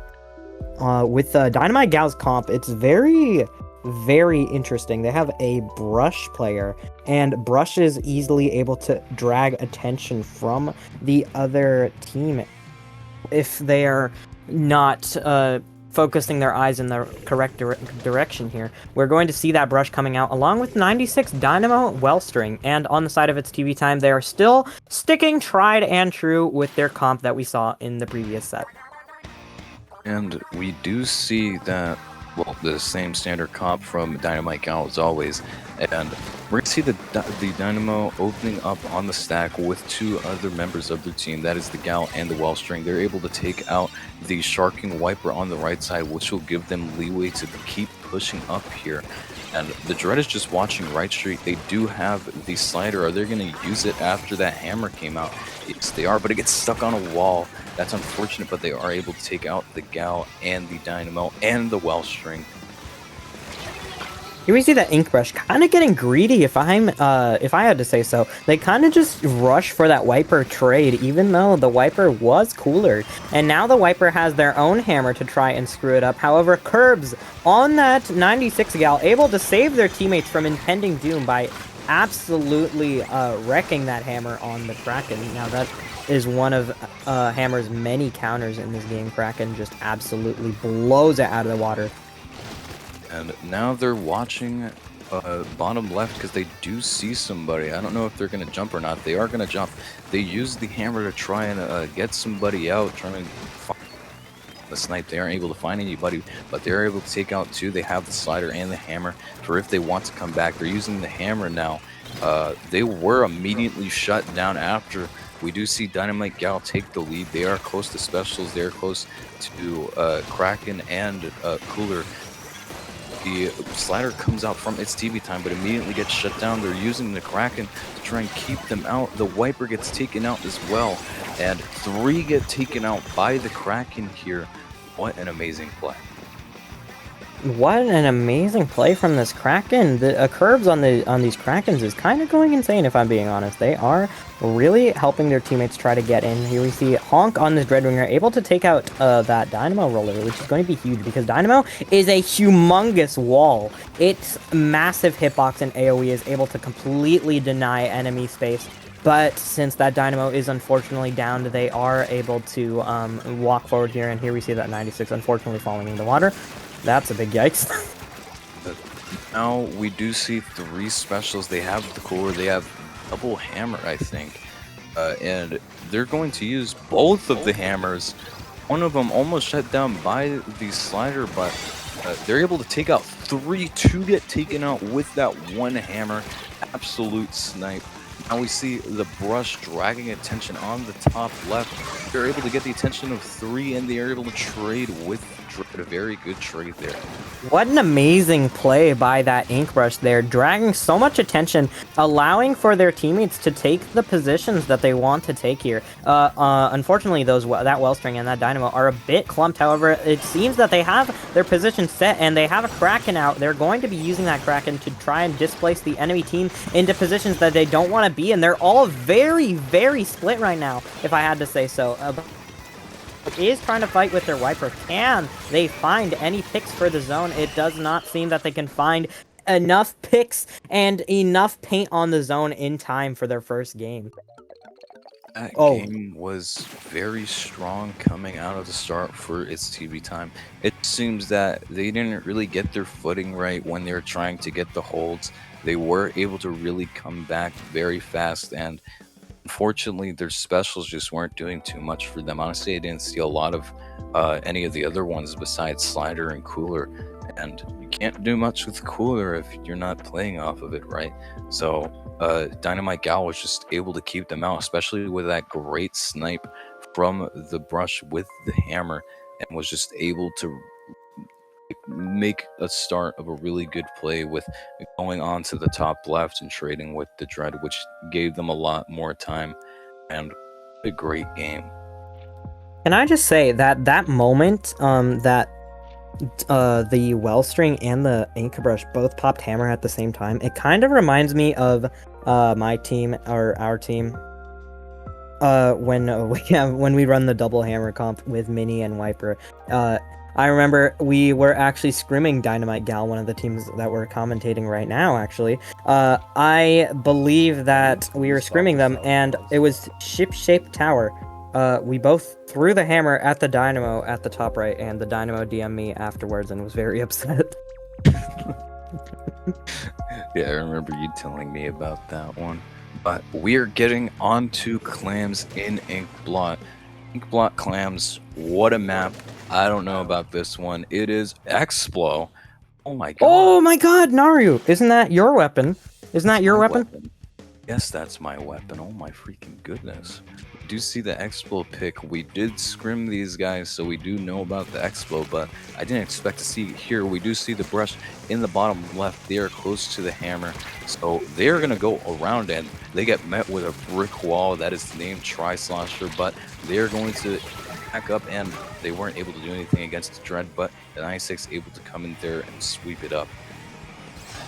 That 96 won't be sweeping for long, as they have just been fired as their position of janitor by that Tri-Slosher there. Here we see this Wellstring just trying to play really defensive, not wanting to go for any trades, any situation that puts them in danger. But that Tri-Slosher, again, is just walking people down, not wanting anyone to have their space today, I can tell. They're being super aggressive and just not respecting anything that's coming from Dynamite Gal here. The Tri-Slosher is just forcing these interactions with everybody and somehow winning them because Dynamite Gal is just not ready for it, it seemed. Just when they get through the try, they have to deal with the Dread, and then that's just how it all ends, it seems. But the Dynamo able to find some leeway. Are they going to be able to get a pick? No, they aren't, but they are going to get them pretty low. They have the slider, the Kraken, it doesn't seem is able to be able to get anybody, and will they get shut down? I think no. They are able to find one pick. It's just the Expo against them. Will they find the pick on the Expo? They will. That is 2 down for the side of its TV time. They're going to be able to score the ball, and I think they're going to be able to keep on scoring. I'm not sure.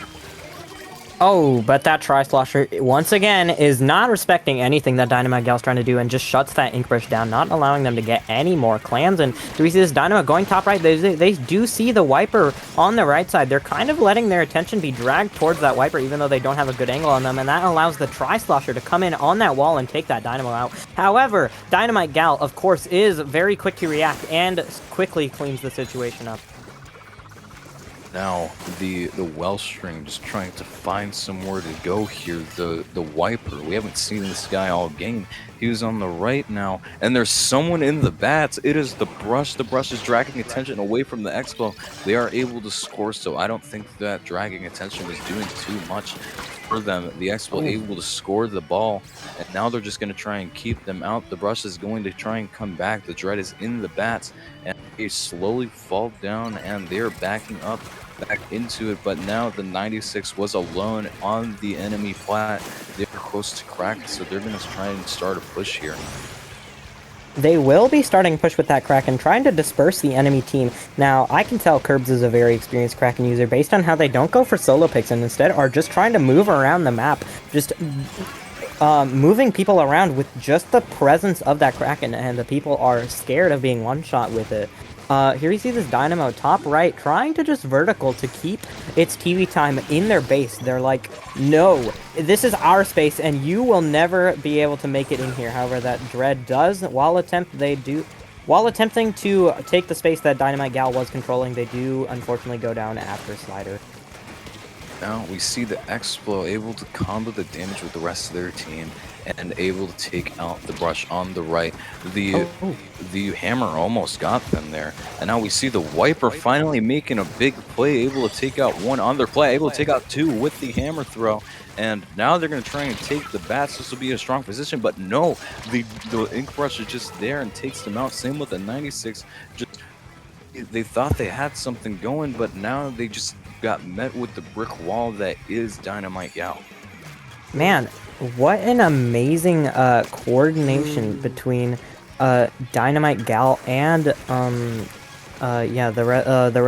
the entirety of Dynamite Gal. That Brush denying space from the right, that 96 doing a little surprise attacks on the left side, but unfortunately the Tri-Slosher once again is not respecting anyone's space today and gets a triple on Dynamite Gal to fend for themselves here. Now we see the Hammer throw able to take out the Dynamo, but they are able to take out 3 on the side of its TV time. Oh my god, the Tri-Slosher just still in the bats, able to trade out with the Brush, but not for long because the Wiper is still there and is still keeping the lead up.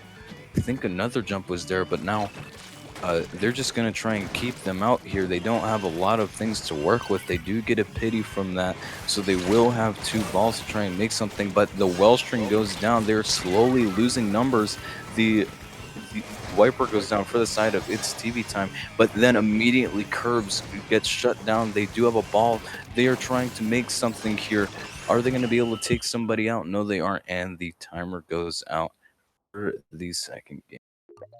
That was truly an unfortunate ending. I think in Clam Blitz Overtime, it's one of the most stressful things about these modes. You have to play really, really fast. I honestly wish they would have extended the timer if you had multiple balls to score in their basket, but it forces you to play very fast, and it doesn't give you a lot of time to think. It's kind of just like you're defusing a time bomb, and the time bomb's already on 15 seconds, and you have to defuse it within those 15 seconds, and you haven't even started. Like, goodness, how are you going to put this responsibility on one team and expect them to get the job done? And unfortunately, Dynamite Gal did seem to fall victim to that, and they were not able to coordinate their last push and were not able to take the lead back in overtime. They are definitely struggling with that Tri-Slosher. There is some pretty slow weapons for the side of Dynamite Gal. I mean, Dynamo is pretty slow, known for its slowness. 96 is somewhat of a slow weapon, even though it does pain a lot. And Wellstring, definitely the slowest of the 3 stringers. But you're just gonna need to think of something to help deal with that Tri-Slosher. I'm not sure what they can do to kind of combat the problem that they're met with, which is the Tri-Slosher. So maybe we're gonna see some swap up of the comp, maybe we aren't, but we're just gonna have to try and work around that really bad thing that's just like it's just hurting their comp. Yes, I am excited to see how Dynamite Gal's going to work around that Tri-Slosher, who doesn't seem to be having it from anyone today. I know I keep saying this, but man, they are just really walking everyone down. They are not letting anyone tell them who they need to be, what they need to be doing. They are defining. They're really building a lot of confidence for their teammates, and they are really, really inspiring. They are still being smart and going with the Explo. The Explo is watching the right side. They do see 2, and the Brush is just going to try and drag attention. They did swap to the regular Brush, so maybe that'll give them a little bit more recon on somebody on the other team. But they do have the Kraken, and they are immediately able to get a wipeout, so what a great start for them. Yes, here we see this 96 popping Kraken trying to help their teammate on tower, it seems, instead of really going for any picks, and they're just sitting on tower, and unfortunately, oh, never mind, they seem to have saved themselves off the tower there. They are clinging on for dear life on the side of that tower, and I don't think it's TV time expected them to still be there. That Dreadringer out of ink, popping Slider, a bit panicked if I had to make a note there, and that's going to be the end of that fight with Curbs going down to that Dreadringer there. Really, really quick and panicked fight, if I had to say anything. Now we see Hammer on the tower, able to take out one, and the Wellstring gets taken down, but not going down without a fight. This Tri-Slosher does see somebody on the elbow. They are just living there, and they are not allowing anybody to fight them, but they were able to take them out with the hammer. And now they're gonna try and go into mid. The Wiper gonna try and flank around the right, able to chip one. They're down a member, so I don't know if they're gonna want to keep on doing that. The Kraken is there, so the presence is just intimidating. And now they're going to fight on the right side of the map. It is just the 96 and the Brush. They're having a duel in the back while their teams are fighting for the objective. Yeah, here we are going to see this 96 trying to go for a flank, and unfortunately, as we've been seeing this entire set, this Tri-Slosher is just not letting anyone go past them here. We're going to see this Tri-Slosher throwing a Fizzy, going for that pick on the Ink Brush, and they're able to get it on the left side. They are going to be going back up, but we will have to be seeing what they can pull off for their team later, as we see this X-Slosher riding tower. It seems to be being supported by the Tri-Slosher. However, Dynamite Gal is able to coordinate and just diff their take very advantageous fights, and it seems to be 3 down on the side of its TV time, giving Dynamite Gal a bit of time to take their space back and reclaim what was once theirs. Dreadringer forced to jump out. They're definitely not in the first position, but they are still going to be able to push up. They have the cooler. They do have a Kraken on the side of Dynamite Gal, so maybe they're going to try and stop something. They do have the slider. One gets taken out. They immediately super jump out of there. And now 3's down for Dynamite Gal is just the Kraken, so they're just going to try and make their presence known and stall time for their team. We are going to be seeing its TV time back on the tower. They are able to get 2 picks. It seems that Dynamite Gal isn't able to take their advantageous fights that they have been taking on retakes. Here we see this Dynamo going for a flank, barely not killing that Tri-Slosher there, and unfortunately that's going to be a lead swap for Dynamite Gal. We see that Brush flanking, or not flanking, sharking on that Tri-Slosher, and they are able to find the pick. Can they find the pick on the Wiper? No, the Wiper will get to them first, and it seems that Dynamite Gal is very staggered and panicked here, if I had to say anything. The Dynamo not really looking in the correct direction, and they get shot in the back by the Wiper and the Tri-Slosher. We're going to be seeing this Wiper after assaulting that Dynamo. And now they are in a very good position to take the tower. They're just throwing themselves at the objective at this point, trying to see if something works. And I think something finally worked for Dynamite Gal. They're able to regain their footing. This Brush is rushing head on into this other team, and they were able to make their presence known for a little bit. And I think now they're just going to try and grab the cooler and take attention from them, and hopefully try and get the start of, I think this is their last push. They do have the special to try and make something work, but the 96 goes down and they aren't able to have the Kraken. But oh wait, they have the cooler, so they will have the Kraken anyway. So now it's probably their final push here. We're going to be seeing this Wiper once again on the right flank, able to find the pick on the Brush, and it's going to be rough for Dynamite Gal to come back from this, if I'm being real. They don't have a lot of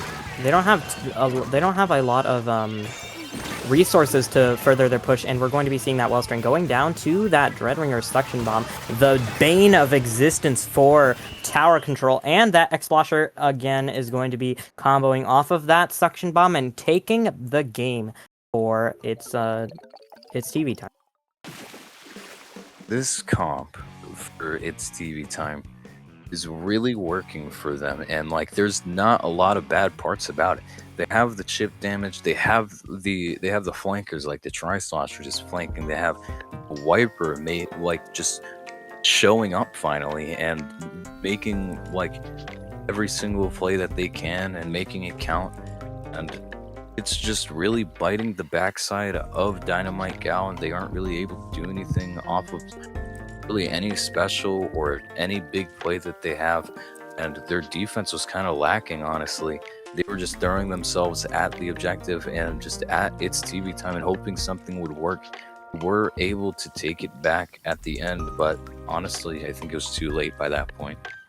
I think even if I think it's Dynamite Gal needed to coordinate that push better. If that Wellstring didn't go down on the tower, then Dynamite Gal would not have been so frantic to retake the tower.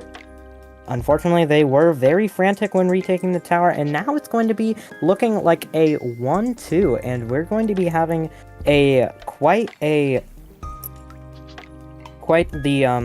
set here. Will Dynamite Gal be able to take the next 2 games to move to grand finals in this tournament? We'll have to see in this next game here on what map is it? I believe it is Rainmaker Museum. Now, Naru, what are your thoughts on Rainmaker Museum? Rainmaker Museum is definitely one of those snowballing maps, honestly. You don't see a lot of people's first pushes getting past, even the spinner most of the time. You have to be pretty coordinated. Specials are also one thing. It's just, there's so many places that people on the other team, if you're making a push, can take to stop you pretty easily. Like the top left, if you're pushing, if some backline just sits there, then especially that X-Blow, if they get there, then that's not the best place for the other team if they want to start making a push, because they can just chip. And same thing for the Wellstring, they can just shoot over the walls on this map. It is pretty open, so honestly I could see it go either way. We're going to be seeing we're going to be seeing the same comps from both teams, and we're going to be seeing that Wiper immediately going down on the flank, and we're also going to be seeing both skirmishers on each team going down on the exact opposite sides on the map. What an opening. We're going to be seeing this Expo run out of ink and having to retreat. That ink tank is very, very scary if you are that Expo there, as you could get rushed by this Dynamo. However, that Expo is like, nope, I'm out of here. I will see you maybe tomorrow at evening. And now they use the ring to try and keep them out. They are going to get a little bit of chip damage on the Dynamo, and bye-bye Dynamo. They were able to take them out, and they immediately jumped out, and now that is a wipeout. Wow, this is going to be quite difficult for Dynamite Gal to retake this, if I'm being real. That it's TV time will have to play, while they will have to play quite fast and coordinated here if they want a good lead, which 26, honestly, pretty solid lead for this map especially. Can they get more, though? Usually what you'll see is people just pop the Rainmaker and just grab it for more points, because the points are so very valuable on this map that's very hard to push through. However, unfortunately for its TV time, there is nobody there to take advantage of that. And here we see this Dreadringer in mid, having that slider, getting ready maybe to slide through the right street, or just backing up to spawn and sliding, yep, that on the right ramp. However, they can't find a pick. It's a special power-up. The lethal radius is not quite that big to take out that Dynamo there, and that Dynamo is able to punish that slider from its TV time. We see the Dynamo, they got the cooler route. There was someone flanking, but they got met with the Dynamo, and they were just not wanting to move forth on it. The Dynamo just trying to keep the pressure on the spinner, but they immediately get blitzed and blown up by TV time. And now they're gonna try and come back. The Brush able to get a good play off of the jump out from their teammate. They were able to take out the Wiper, but the Wiper is back now. The Brush just trying to make something work, but they aren't able to do anything. The Tri-Slosher taking them out, and now the Tri able to get 3. I have no idea why that weapon is allowed to be a thing, Yeah, Tri-Slosher, quite the weapon if I had to say anything. It is able to walk people down, maybe a bit better than it should. However, we see that its TV time is able to take advantage of Tri-Slosher, and they're able to take advantage of the AoE and its hitbox to maybe even get a push on them. However, unfortunately for them, they will both have a jump get camped and a slider get canceled. Nearly getting picked off by that 96. Unfortunately, due to 96's RNG, it isn't able to get much. Here we see this Dynamo, not quite able to find any picks, and if you're a Dynamite Gal, this is not exactly what you want to be seeing here, as now it's TV time. Whoa, they did not take any space in the time that they were given, and now they're going to be putting it in a stall spot. And they immediately go down, because why would you go there at 1:30? And now they're stalling it with 1 minute left. This is still enough time, especially for the little amount of points that they have between the lead and getting the lead. They do have the cooler, so they are going to be able to try and make a push if they are able to take one down. They are able to grab the Rainmaker. The Dynamo does go down, but the Dynamo did have cooler, so they are going to come back. The Wellspring also goes down. They're just going to try and stall Rain in the middle, and hopefully they just immediately get taken out, but not with the Dynamo getting 2 down on the other team. It is just this Brush trying to watch the Rainmaker. They are running after it. They're gonna try and speed blitz the Rainmaker, but no, the Tri-Slosher is just stopping them from doing that. They put it back in the spot with 30 seconds left. They're gonna get taken out, but I don't know if this will be enough time to score it. Man, I really wish they would stop putting that Rainmaker in the stall spot, because, man, Dynamite Gal is just really, they really seem really mad about this, if I'm being real. That Dynamo does go down to its TV time. That Brush will be going for a flank, however, that Wiper will be rushing that Rainmaker down while the Brush is not looking, but they can get Pop immediately, pick it up, maybe, no, and there comes the Dread, that Brush very panickedly picking up, and while that Tri-Slosher is going to be running out of ink, the X-Splosher will still have their ink tank in their not very ink efficient weapon to be able to take that Rainmaker out, and that will be the set for its TV time versus Dynamite Gal. That was honestly a good set. I think that the swap from Bo to Expel really helped out its TV time with just a lot of the things that they needed. They got a lot more consistent chip damage than Bo would give them.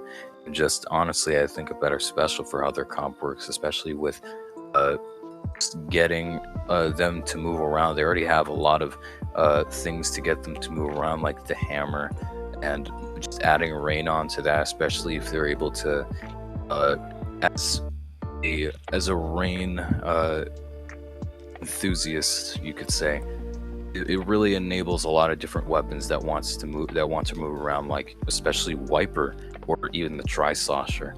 So definitely gave them a lot of movement, especially with like the paint on the ground. Not exactly sure what its TV time, or no, the host of the room is doing, because they started another game for some reason,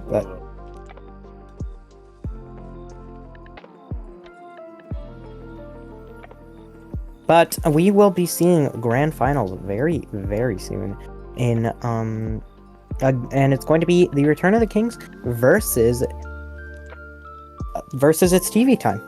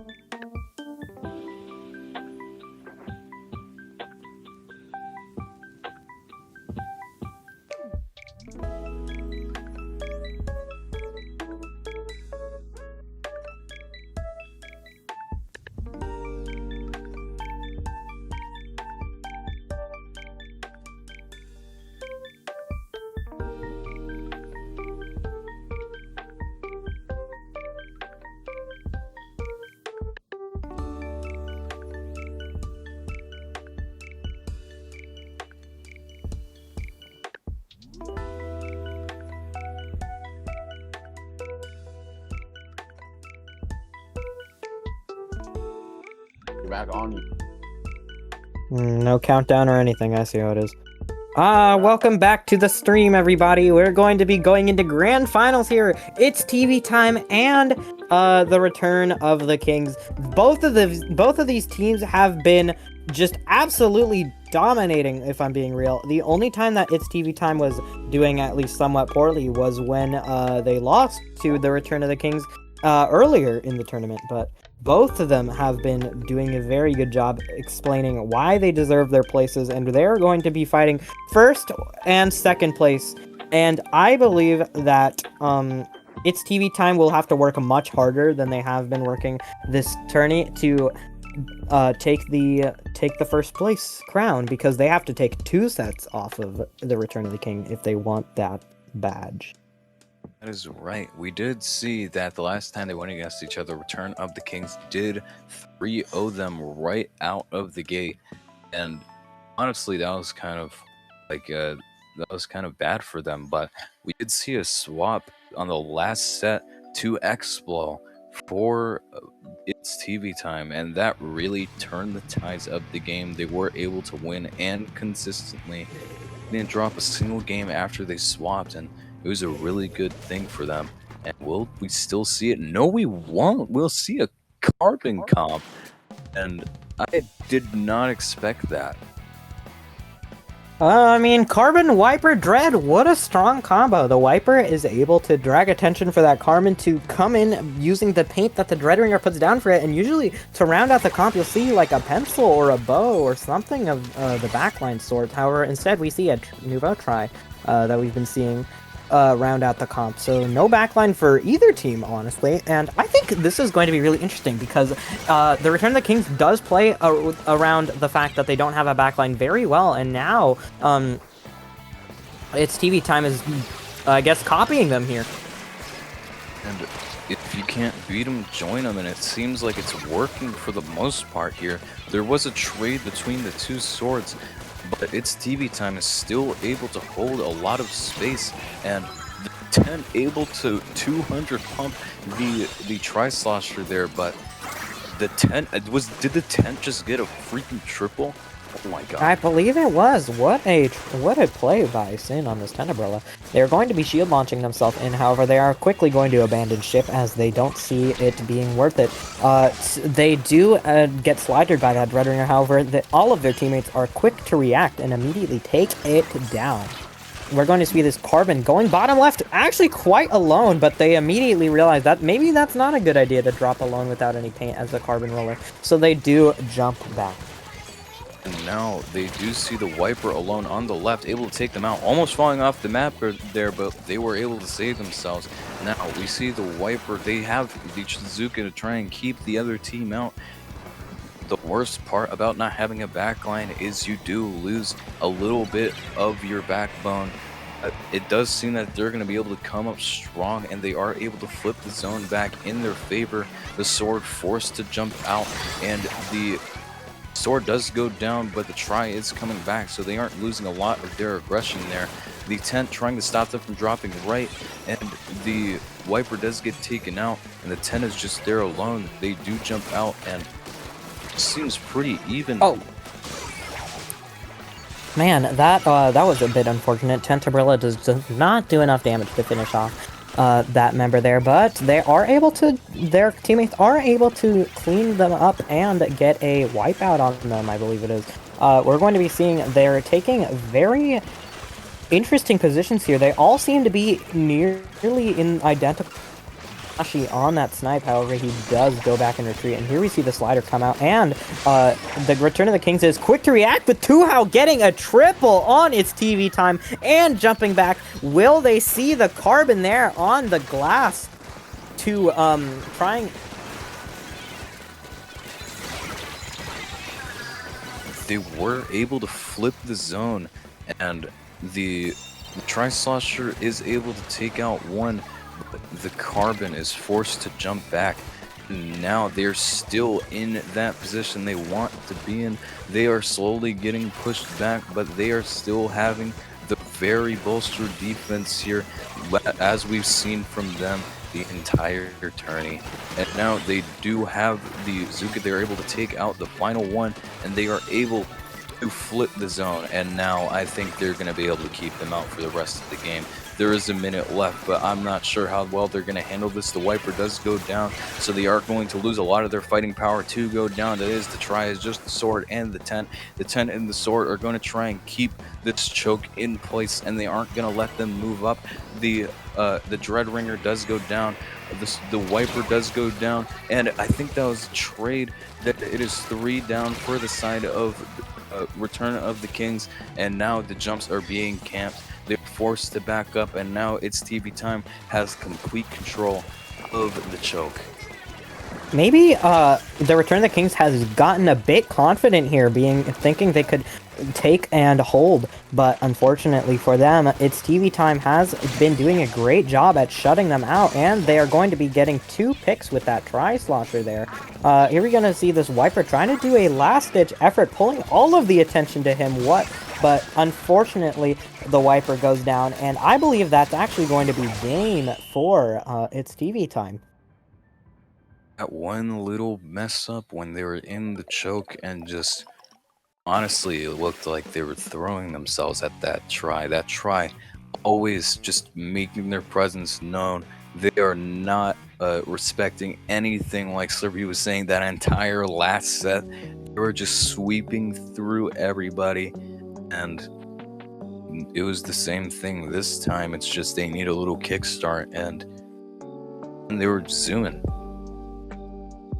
I am very interested to see this new backline-less comp from both teams. This is quite interesting. We have been seeing its TV Time be running a backline for most of the tournament. However, they do seem to be dropping it completely here, opting for sort of the same comp style that the Return of the Kings is going for here, without a backline. Just use their mechanics to just overwhelm the other team.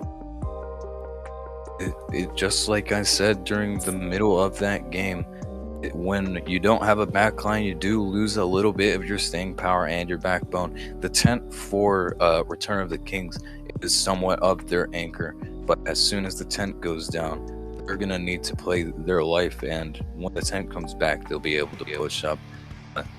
If their tent goes down, then honestly, the try can just rip straight through them. I can tell just by the way they open that this game is going to be very, very, very dominant from the Return of the Kings. They have been enraged. They thought they could just chill back, laze around, and just absolutely sweep the its TV Time once again. However, it seems that to their distaste, they actually got a game taken off of them, and now they are playing on their A game, it seems, for against its TV Time, to make sure that their potential crown is not taken from them once again here. Now the Wiper getting taken out. They have the Booyah Bomb. They have a bunch of specials on the side of Return of the Kings. It seems that the Carbon and the Dread were getting behind them. The Sword able to take out the Carbon. Will they be able to take out the Dread? No, they won't, but the Dread is being cut down to half for maybe to try to finish them off with the fall off. They have the Slider, so they are not going to be able to push up on this Dread. And now this is just the crazy neutral game. This is quite the stalemate if I've ever seen one, honestly. Both teams are kind of just stuck in mid, not able to really find any picks. It seems that Tenebrola is kind of ignoring that Wiper until they actually fully get in their view, and now the Tenebrola is for sure looking at that Wiper. However, seems that they are trying to trap them with Ink Mine so that they can't hammer them, and does seem to get them off their back, at least temporarily, and that Slider is going to come out, killing 2 on the side of the Return of the Kings. Is the Wiper able to stop the Carbon? Yes, they will. They're getting a ton of clams as well. They're able to make a ball. The Wiper has the hammer. They see the try. They're able to take them out. That is 1 down. They're using the hammer. They're going to try and pincer here, and I don't know if another one's going to go down. The Wiper does go down. Will they find another pick with the Wiper? The Wiper being forced to back off by the Dread. The Dread is close to Slider. The Dread does go down. They are able to make their first push of the game. They're able to get 2 balls in, and they're just going to continue this. We're going to be seeing that Wiper try to go for a flank. However, they do trade sword to sword on that flank there. We're going to be seeing, like I said, man, they are really bringing their A game to make sure that their lead is not taken, or however, they are unable to score just a little bit more despite having a lot more clams. However, they could very well gather enough clams to make another ball for once again another push coming from them to stop its TV time and their reign of terror. The one thing they don't want to happen is this try getting a kickstart. The try is the only one left. They are one and they are taken out, but they do have the cooler, so they will be immediately back. It's a big threat for them, so as soon as their entire team gets activated, it doesn't seem like they can come back from it really. There is 19 ticks left. They need to get 1, 2, 3, 4, a couple clams. I'm not doing that math right now. I am commentating, but we are going to see that their push is going to get stopped, and now they're going to have a couple balls and they're going to be able to make a push. This is going to be very, very difficult for the Return of the Kings to come back from, as we saw just now that 3 of them went down, leaving only the Wiper here on the flank, trying to find a pick. Not able to find a pick, but able to find a trade on that Tri-Slosher. However, it's not going to be looking good for the Return of the Kings here, as that Tenebrella launches their shield only for it to get immediately denied. Able to find the picks on the members of its TV time trying to score. However, they do get many jump ins, one of them able to find the ball into the basket. However, it's not quite enough for its TV time to take the lead here, so we are going to be seeing in this last minute, can its TV time find their way back to their basket? It seems that Wiper's already on it. However, immediately they get shut down by the very attentive Kings here that we have on the screen here. The try was taken down, but they are coming back fast now. The Wiper was taken out on the left there, but they were able to drag some attention for their team. They have the Booyah Bomb to maybe make a push. They tried to cancel that hammer, but to get taken down in the process. It seems like they're in a disadvantage right now. They do have the slider, so if they want to keep their push going, that is another option. It seems like the try was trying to do something, but they weren't able to really make anything out of it. The try does go down, and the Wiper also goes down. They're gonna try and slide her in. They don't get anybody. They immediately get canceled. This Carbon trying to do something. They were able to score. They need a lot more clams to try and make something work, but it seems like the defense of Return of the Kings is going to keep them from scoring anymore. And that is the end of the second game. What a game! That ending, that Carbon maybe rushed in just a moment too soon there, getting a bit hasty with that ball in their hand. It's it wasn't quite the time to score it, as they, like, when they selfishly scored that ball in, timer started, and that just kept ticking down the timer until it was too late for its TV time to make a comeback. What a really great game. Honestly, that really big stalemate at the start of the game, and then just going on to King's really big push and just getting the lead down to, I think it was like 29, and then coming back and getting it down to 19. I believe it was actually 19, or wait. Yeah. They did get it down to 19 eventually, but it wasn't on the side of its TV time. It wasn't quite. They weren't quite all there to take the lead back and switch it up from, even though they did have quite a lot of resources to make that push happen. However, it's unfortunate, but we will be seeing them in Game 3 here on the map. Inkblot Art Academy Tower Control. This is a really strong map for both comps. Honestly, I think that King's comp is a little bit stronger on this one, but we did see how the comp fared, especially with the Tri-Slosher against Dynamite Gal in the last set during Inkblot Clams, I think. While this is a different mode, it is pretty much the same fundamentals as the other mode. So we're just gonna see how that works. Yes, we are going to see how these comps are going to be working all around this map. Tentabrella, honestly, on the on tower control, I'm not quite sure how Tenebrella really works if Tenebrella is going to be riding the tower. It does, while it can shield launch, it's not going to be staying on tower for a long time, so maybe they're going to have to strafe, or what's it called? Shield strafe with it, where they flare their shield out, but immediately take it back. Is that a regular tent? Is that a vac tent? No, I thought that was a vac tent for a second, but they do stick on Sorella tent. We do see a swap from Carbon to Sea Blast, so just a little bit more fighting power. And while they do lose the Carbon and the Burst Bomb, they will get just a basically bigger Burst Bomb. Rashi able to, well, kind of lead the attention away from his Tri-Slosher to get those 2 picks there. And they now have the cooler. There is one trying to drag attention over there, but the Tri still able to do stuff. And while the Tri on its TV time is pretty dangerous, they also have a Tri on the side of the Kings. We're going to be seeing this Tenebrella on the left side, maybe launching the shield in a way that's not really going to give them a lot of space to work with. However, we do see, who is that flanking on their plat? I believe it is Arashi, but on the other side, on the other Viper, they don't really mean to be doing anything, but we see the other Viper on the side of the Kings going down as well, and now it's going to be a wipeout for its TV time, and it's going to give the Kings a very good push here if they can play their cards right. Now the tent does get taken out.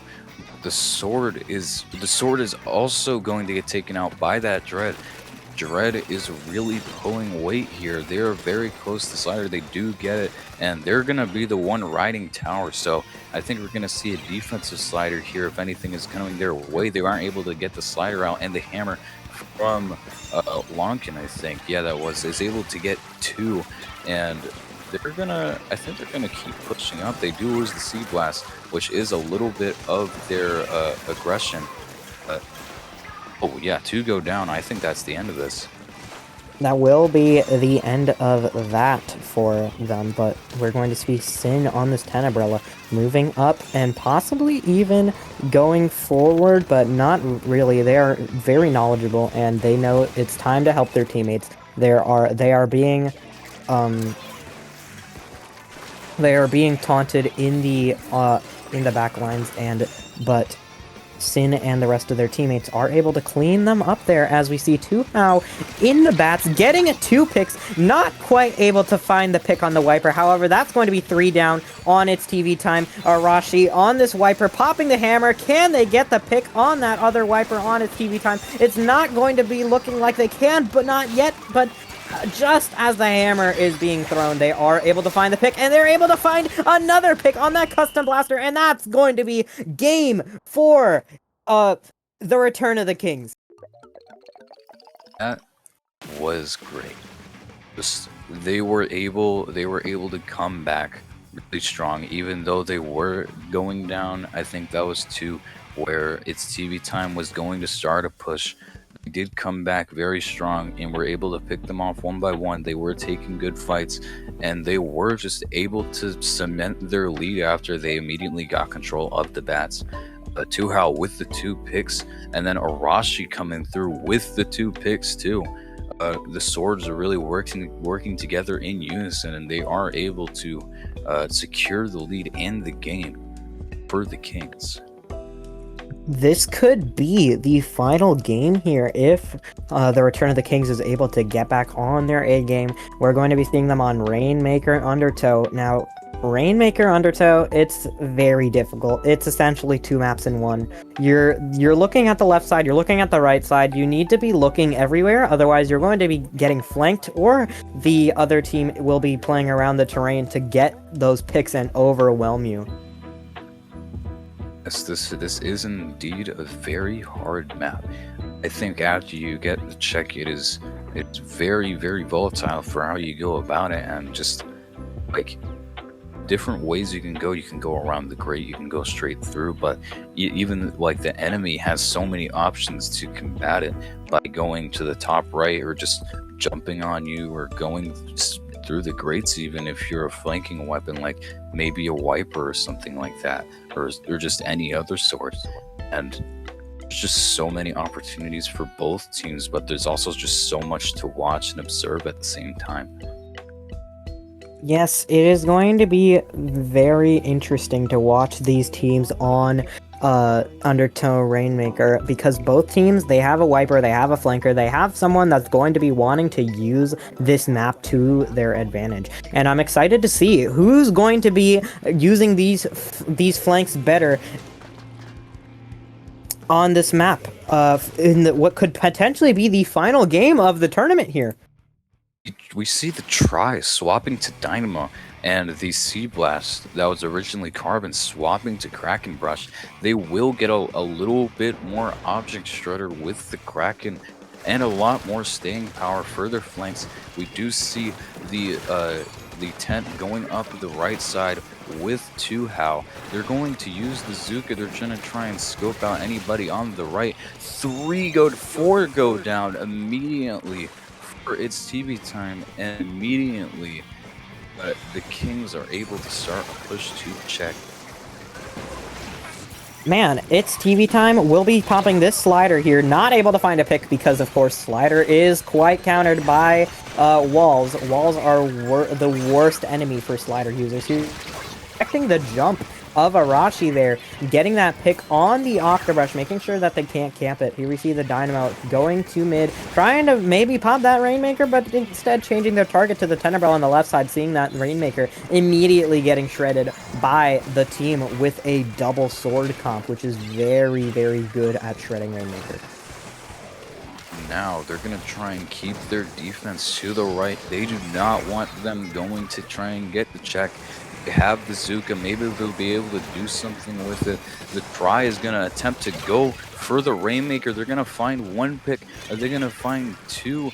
This Wiper's just rushing away, and Arashi able to take them out. That is the other Wiper. Another sword fight in the back, and the brush is taken down by Arashi. Arashi trying to rush them down. It was a little bit too fast. Now the tent and the Wiper go down for the Kings, so they're going to be reset. I'm going to see 2-How on the Stamper, trying to play like the backline that the Return of the Kings does not have. We're going to see Lonkin on this Wiper, throwing that hammer maybe a bit blindly, as they couldn't find a pick or even any chip damage off of that. And now we're going to be seeing the Rainmaker getting maybe not even on the check here. Maybe this Kraken actually will be able to do something here and allow their teammates to grab the Rainmaker. However, they're not quite able to find the check just yet. The Return of the Kings is literally throwing everything they've got to make sure that it's TV time will not be getting the check here. And it might even happen a third time if they're lucky, but no, it's going to be check for its TV time. Now the Wiper finding one pick. It is 2 down for the Kings. This trying to find a pick. They are able to find one. Are they going to find two? They're going to find two. Are they going to find three? No, they won't, but they will get the brush down to 1. They do lose the lead. It is just the tent. The tent is able to clutch up for them. They'll find another pick on the jump. It is just the Dread right there. They're going to find the next one. That is a triple from the tent to save them from potential knockout. This Tent Umbrella really clutching up for the Return of the Kings here. They're going to be trying to paint their feet desperately, as it's TV time has a Dreadringer, a Dynamo, a Wiper, all painting the floor, making sure that the Return of the Kings cannot move. And here we see a Kraken chasing that Rainmaker down and absolutely obliterating it. We're going to be seeing it also get a pick on the Stamper there. And the Tent Umbrella is not quite able to find a triple this time. And they're going to be taken out, unfortunately. And we're also going to see this Octobrush take out the Tri-Slosher. It seems like the Kings are panicking a little bit. They don't really need to do that. They do have a minute left. the Reef Slider is probably going to come out very soon. They have the specials to try and make a push. They're just going to wait for that cooler so they can push in. The slider coming out, it is not getting anybody. They pop the hammer to try and cancel it, and there is one down. It is pretty even. There's two down for the side of the Kings. It is very even now. It is two down, and now they're going to try and, I think they're going to try and make a push here. We're going to be seeing Arashi using Haunt, being able to see that Wiper through the wall, but not quite able to find the pick just yet. They do find a pick on the Dynamo, however, it really doesn't matter as it's all up to the Tenebrella once again to clutch up for their teammates with only 20 seconds left. Can they find the picks necessary to take the lead back here? It seems that they're struggling a little bit, but they are able to find the pick on the Kraken, maybe on the Dynamo potentially as well, if they're able to play their cards right. Here we're going to see Honk using that slider, trying to find the Rainmaker, and able to actually pick up the Rainmaker, and the Return of the Kings will be going down to the Lonkin on this Wiper here. They have to pop it now. They have to get it quick. They're not going to be able to pop it now. Maybe with a hammer, they're going to be able to pop it, but not quite able to pick it up, and that's going to lead us to Game 5. What a set. We're 2-2 in grand finals, and if it's TV Time is able to take the set, while it's not going to end the tournament, it is going to end the set here. But, of course, we have to wait, and we're going to be seeing them next on Splat Zone's Hagglefish. A really solid map to end the set off of on. And I'm excited to see if we can see the set if it will keep going, or will this be the finale of Shopping Spree number 10.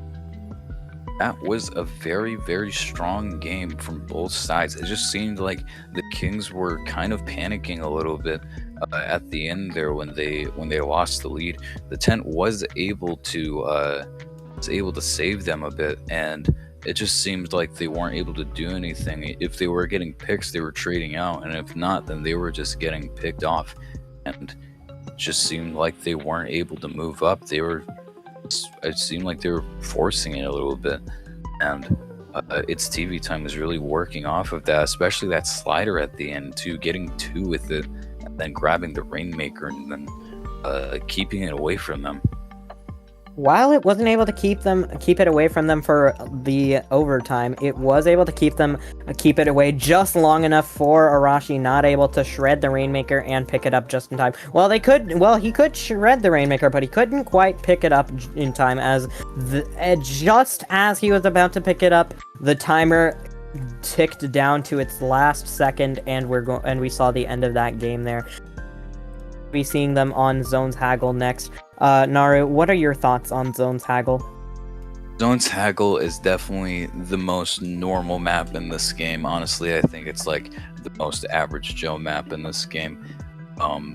There's so many, like, this is the map, and there's nothing really bad about it. Honestly, I don't really hate the linearity of it. There's a lot of different places you can fight.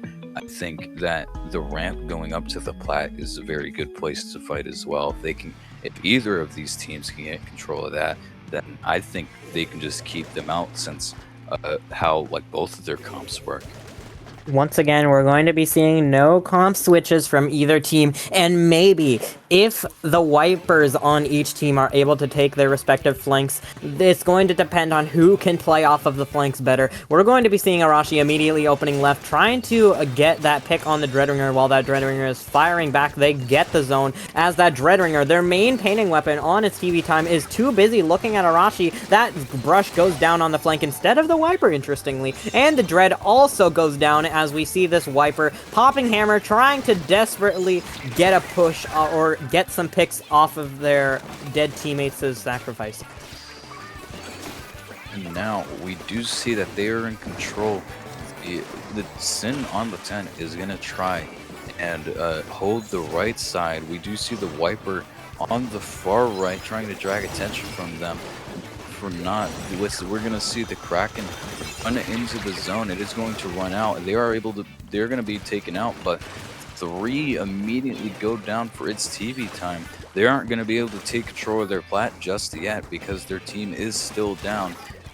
Once again, they are going. The Return of the Kings is angered. They are mad. They are upset that a game was taken off of them, and they're going to be capping the zone with the Booyah Bomb, and that's going to be a very quick ending for this tournament. Ladies and gentlemen, the Return of the Kings have proved once again that they are capable of winning Shopping Spree. That seemed like a real slap on the wrist. It seemed like they just weren't having it. They immediately go 2-2, and then they're just like, nope, we're just gonna take this away. You know, like, no chance, man, no chance. Yeah, none of this 2-2 for you.